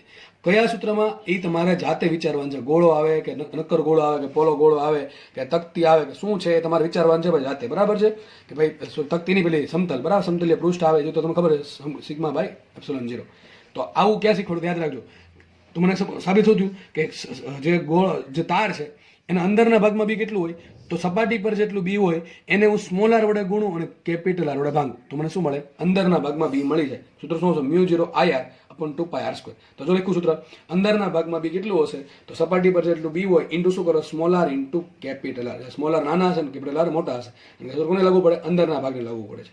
ભાઈ સાબિત શું થયું? જો μ0 સરખા I સરખા 2πr આર સ્ક્વેર વધ્યું શું આઈ, તો અહીંયા બી પ્રપોર્શનલ ટુ આર આવ્યો. શું આવ્યું? બી પ્રપોર્શનલ ટુ આર આવ્યું. છેલ્લી વાત, માનો કે તમારા પોઈન્ટ પર આ પટ કેવું થાય? અક્ષ થાય ને, આ શું થઈ ગયું? તારની અક્ષ પર ચુંબક ક્ષેત્ર કેટલું? વિચારો, તાર આપણે આ સ્મોલર ક્યાંથી માપીએ છીએ? તારની અક્ષથી. હવે તારની અક્ષનું તારની અક્ષથી અંતર કેટલું? 0. તો મૂકો અહીંયા 0. 0 મૂકો શું છે? બી અક્ષ પર આવી જાય 0. યાદ કરો, મેં હમણાં કીધું હતું, યાદ કરો, તમને આવું શીખવાડ્યું હતું. મેં ક્યાં પેજ ગયું? અહીંયા છે. આવું શીખવાડ્યું હતું કે જ્યારે કોઈ પણ બિંદુ તારની અક્ષ પર આવ્યો તો બી 0 હોય. મેં તમને કીધું યાદ રાખી લો, તમને સાબિતી આપીશ. એ સમય આજે આવી ગયો છે, સાબિત થઈ ગયું. જો અહીંયા હવે તારની અક્ષ આવી ક્યાં હોય? તારની અક્ષ આવી તારના અંદરના ભાગમાં. હવે તારના અંદરના ભાગમાં સૂત્ર શું આવે? Mu 0 I 2πr × r/r. હવે r શું છે? અક્ષથી અંતર. હું એમ કહું અક્ષનું અક્ષથી અંતર કેટલું? 0. તો સ્મોલ r બરાબર 0 મૂકો, તમને શું મળે? અક્ષનું સૂત્ર મળે. તો અક્ષ પર કેટલો આવે? 0 આવે. યાદ રાખો. તો તાર જાડો હોય કે તાર પતલો હોય, સાબિત શું થયું? સાબિત એવું થયું કે તાર પતલો હોય કે તાર જાડો હોય, એની અક્ષ પર બી 0 જ આવશે. તાર જો પતલો હોય, હવે તાર ખૂબ જ પતલો છે તો એની અક્ષ છે એ જ એની સપાટી બને. તાર ખૂબ જ પતલો છે તો એની જે અક્ષ છે, વિચારો આ અક્ષ કે સપાટી કેવું થાય? સરખું. તો પતલા તાર માટે, એકદમ પતલા તાર માટે એની અક્ષ પર અથવા એની સપાટી પર બી કેટલું હોય? 0 હોય. પરંતુ જાડા તાર માટે માત્ર ને માત્ર એની અક્ષ પર જ બી 0 હોય, એની સપાટી પર બી 0 નો કેટલો એની સપાટી પર બી હોય? મ્યુ 0 હોય. અંદરના ભાગમાં કેટલું? r વડે ગુણો, r વડે ભાંગો. બહારના ભાગમાં કેટલું? કેપિટલ R બરાબર મૂકી દો સ્મોલ r. તો શું મળી ગયું? બહારના ભાગમાં ટૂંકમાં એક સૂત્ર યાદ રાખો તો બધા મળી જાય. સપાટી પર કેટલું? Mu 0 I 2πr. અંદરના ભાગમાં કેટલું? સ્મોલ r વડે ગુણો, કેપિટલ R વડે ભાંગો તો મળી જાય. અને બહારના ભાગમાં કેટલું? આ કેપિટલ R છે એટલે કે શું મૂકી દો? સ્મોલ r મૂકી દો, તમને શું મળી જાય? બહારના ભાગનું સૂત્ર મળી જાય. 3 સૂત્ર અહીં લખ્યા છે. જુઓ, જાડા તાર માટે સાબિત શું છે? આપણે બધું સાબિત કર્યું. હું ધારો તો તમને ખાલી આટલું ગોખાઈ નાખત, પણ એવું મેં કર્યું નથી. મેં તમને દરેકની સાબિતી આપી છે. તો સાબિત એવું કર્યું આપણે, જાડા તાર માટે અંદરના ભાગમાં બી કેટલું આવે? તો મારે યાદ રાખવાનું છે, આ સપાટી પર બી કેટલું હોય? સપાટી પર બી કેટલું હોય? Mu 0 I 2πr. Mu 0 I 2πr. આ તાર આ પ્રમાણે છે. આ તારમાંથી કરંટ ફ્લો થાય છે I, અને ત્રિજ્યા r છે. બરાબર, તાર છે માની લો, ત્રિજ્યા r છે. તો સૂત્ર શું આવશે? સપાટી પર મ્યુ 0 I 2πr. હવે અંદરના ભાગ માટે શું કરવું? અંદરના ભાગ માટે સ્મોલ r વડે ગુણવું, કેપિટલ R વડે ભાંગવું. તો મને શું મળે? સૂત્ર મળી ગયું અંદરના ભાગનું. અને બહારના ભાગ માટે શું કરવું? કેપિટલ R બરાબર શું મૂકી દો? સ્મોલ. આ બધું સાબિત કર્યું છે. આ બધું સાબિત કર્યું છે, પછી આપણે તમને શીખવાડું છું. બરાબર કે નહીં? તો મને સૂત્ર ત્રણેયના મળી જાય. તો સાબિત શું થયું? અહીંયા બી પ્રપોર્શનલ ટુ r. ટૂંકમાં અંદરના ભાગમાં જેમ r વધે એમ બી વધે. સીધી વાત છે. અક્ષ પર બી કેટલું હોય? લખીને અહીં લખ્યું છે બી અક્ષ પર કેટલું હોય? 0 હોય. અક્ષથી તમે જેમ જેમ દૂર જશો એમ r વધશે. r વધતું જાય એમ બી વધતું જશે. બરાબર, કારણ કે બી પ્રપોર્શનલ ટુ r છે. આવું ક્યાં સુધી? સપાટી સુધી. જેવા તમે સપાટી પર પહોંચ્યા એટલે બી થઈ ગયું મહત્તમ. બી થઈ ગયું મહત્તમ. વિચારો, સપાટી પર શું મૂકો? સપાટી પર પહોંચ્યા એટલે સ્મોલ r શું આવશે? સ્મોલ r બરાબર આવે કેપિટલ R. બરાબર, તો r ભાંગ્યા r ઉડી ગયા. શું હતું? સૂત્ર આવી ગયું બેઠું. ઓકે. જેવા પર તમે સપાટી પર પહોંચ્યા, બી થઈ ગયું મહત્તમ. હવે જેવા તમે સપાટીથી બહાર જશો તો r આવી ગયું છેદમાં. r છેદમાં આવ્યું. વિચારો, જેમ r વધે એમ બી ઘટતું જાય. આવો આલેખ તમને ચેપ્ટર 1 માં ભણાવેલો છે. તમારા મગજમાં હોવો જોઈએ. નક્કર ગોળો જોજો. નક્કર ગોળાની અંદરના ભાગમાં વિદ્યુત ક્ષેત્ર. આ વસ્તુ જોજો. નક્કર ગોળો પણ કેવો? અવાહક. યાદ રાખજો, સુવા ગોળો છે એ પોલા ગોળાની જેમ જ વર્તન કરે. એ બધું તમને રિવિઝન કરો ને તો જ યાદ આવે, બાકી કંઈ ખબર પડે નહીં. બરાબર છે? તો આલેખ શું છે? વિચારો, અંદરના ભાગમાં બી પ્રપોર્શનલ ટુ r છે. અહીંયા અક્ષ થઈ ગઈ, આ પોઈન્ટ થઈ ગયો અક્ષનો, માનો કે આ પોઈન્ટ થઈ ગયો સપાટીનો. તો અક્ષ અને સપાટી વચ્ચેનો જે ભાગ હોય ને કે અંદરનો ભાગ, સપાટીની જે બહારનો ભાગ હોય કે બહારનો ભાગ. અંદરના ભાગમાં r કેટલું હોય? સ્મોલ r હોય, કેપિટલ R કરતાં ઓછું. સપાટી પર હશે r બરાબર r, અક્ષ પર હોય સ્મોલ r બરાબર 0, અને બહારના ભાગમાં r હશે r ગ્રેટર r હોય. સ્મોલ r છે, r કરતાં મોટા હોય. તો સીધી વાત છે, અંદરના ભાગમાં બી સૂત્ર શું આવશે? Mu 0 I 2πr × small r ભાગ્યા r. તો બી પ્રપોર્શનલ ટુ r આવશે. તો જેમ અક્ષથી દૂર જશો, અક્ષ પર બી કેટલું? 0. જેમ અક્ષથી દૂર જાય r વધે એટલે બી વધે. પણ ક્યાં સુધી વધે? સપાટી સુધી. સપાટી પર પહોંચે એટલે બી થઈ ગયું મહત્તમ. કેટલું થઈ જશે? Mu 0 I 2πr. અને સપાટી પર જેમ તમે આગળ વધશો, બરાબર, મને કહે અહીંયા અક્ષ થઈ ગઈ. જેમ દૂર એમ બી વધતું જાય છે. સપાટી પર કેટલું થઈ ગયું? મહત્તમ થઈ ગયું. સપાટી પર થઈ ગયું મહત્તમ. સપાટીથી જેમ દૂર જશું એમ છેદમાં r આવી ગયો એટલે બી ઘટતું જાય. તમારો આલેખ આ પ્રમાણે નીચે આવશે. ધીમે ધીમે બી ઘટતું જશે. તો ક્વેશ્ચન પૂછાય, જાડા તારના કેસમાં સૌથી વધુ બી ક્યાં મળે? સપાટી પર. કેટલું મળે? Mu 0 I 2πr. હું તમને પ્રશ્ન પૂછે આવો કે r બરાબર r/2 અંતરે અને r બરાબર r/3 અંતરે બી નો ગુણોત્તર શોધો. r બરાબર r/2 બિંદુ ક્યાં? અંદરના ભાગમાં. અહીંયા બિંદુ ક્યાં? અંદરના ભાગમાં. તો સૂત્ર ક્યાં આવવાનું? સૂત્ર આવું પૂછે, r બરાબર r/4 અંતરે અને r બરાબર 4 અંતરે મળતા ચુંબકીય ક્ષેત્રનો ગુણોત્તર શોધો. આવડે કે ન આવડે? આ બિંદુ ક્યાં? અંદરના ભાગમાં. સૂત્ર વાપરવાનું r શું મૂકી દેવાના? r/4. અને આ બિંદુ ક્યાં આવે? 4r છે એટલે ક્યાં આવે? વિચારો, ક્યાં આવશે આ બિંદુ? બહારના ભાગમાં. સૂત્ર વાપરવાનું અહીં સ્મોલ r બરાબર શું મૂકી દેવાના? 4r મૂકી દેવાના. બેનો કરવાનો ભાગાકાર. આવા દાખલા હું ગણાવીશ નહીં. બરાબર છે? ટૂંકમાં થિયરી છે, દાખલો છે. સમજો, આ જે થિયરી છે એ જ તમારો દાખલો છે, સમજી લો. બરાબર કે નહીં? તો આવો દાખલો તમને ચેપ્ટર 1 માં ઘણા બધા ગણાવ્યા છે. અને હવે મને એવું લાગે કે ભાઈ આ લેવલ પર આવે તમને એટલું તો આવડવું જોઈએ કે સૂત્ર પસંદગીમાં કિંમત મૂકતા. મારું કામ એ નથી તમે સૂત્ર ગોખાવીને કિંમત મૂકતા શીખવાડો.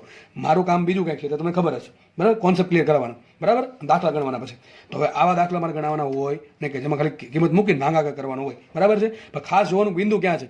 આ આરના છેદમાં ભાગ્યા 4 છે, તો બિંદુ અંદરના ભાગમાં થાય. આ આર બરાબર 4 × r છે, તો બિંદુ બહારના ભાગમાં થાય. સૂત્ર આપણો અંદરના ભાગનું, આના માટે આપણે બહારના ભાગનું, જે પછી માંગ્યું એ કરવાનું. બીનો ગુણોત્તર તો બીનો ગુણોત્તર, બીનો ગુણાકાર તો બીનો ગુણાકાર શોધવાનું, જે માંગે એ કરવાનું. તો આપણે અહીંયા રાખીએ. નેક્સ્ટ લેક્ચરમાં આપણે આગળ વધશું.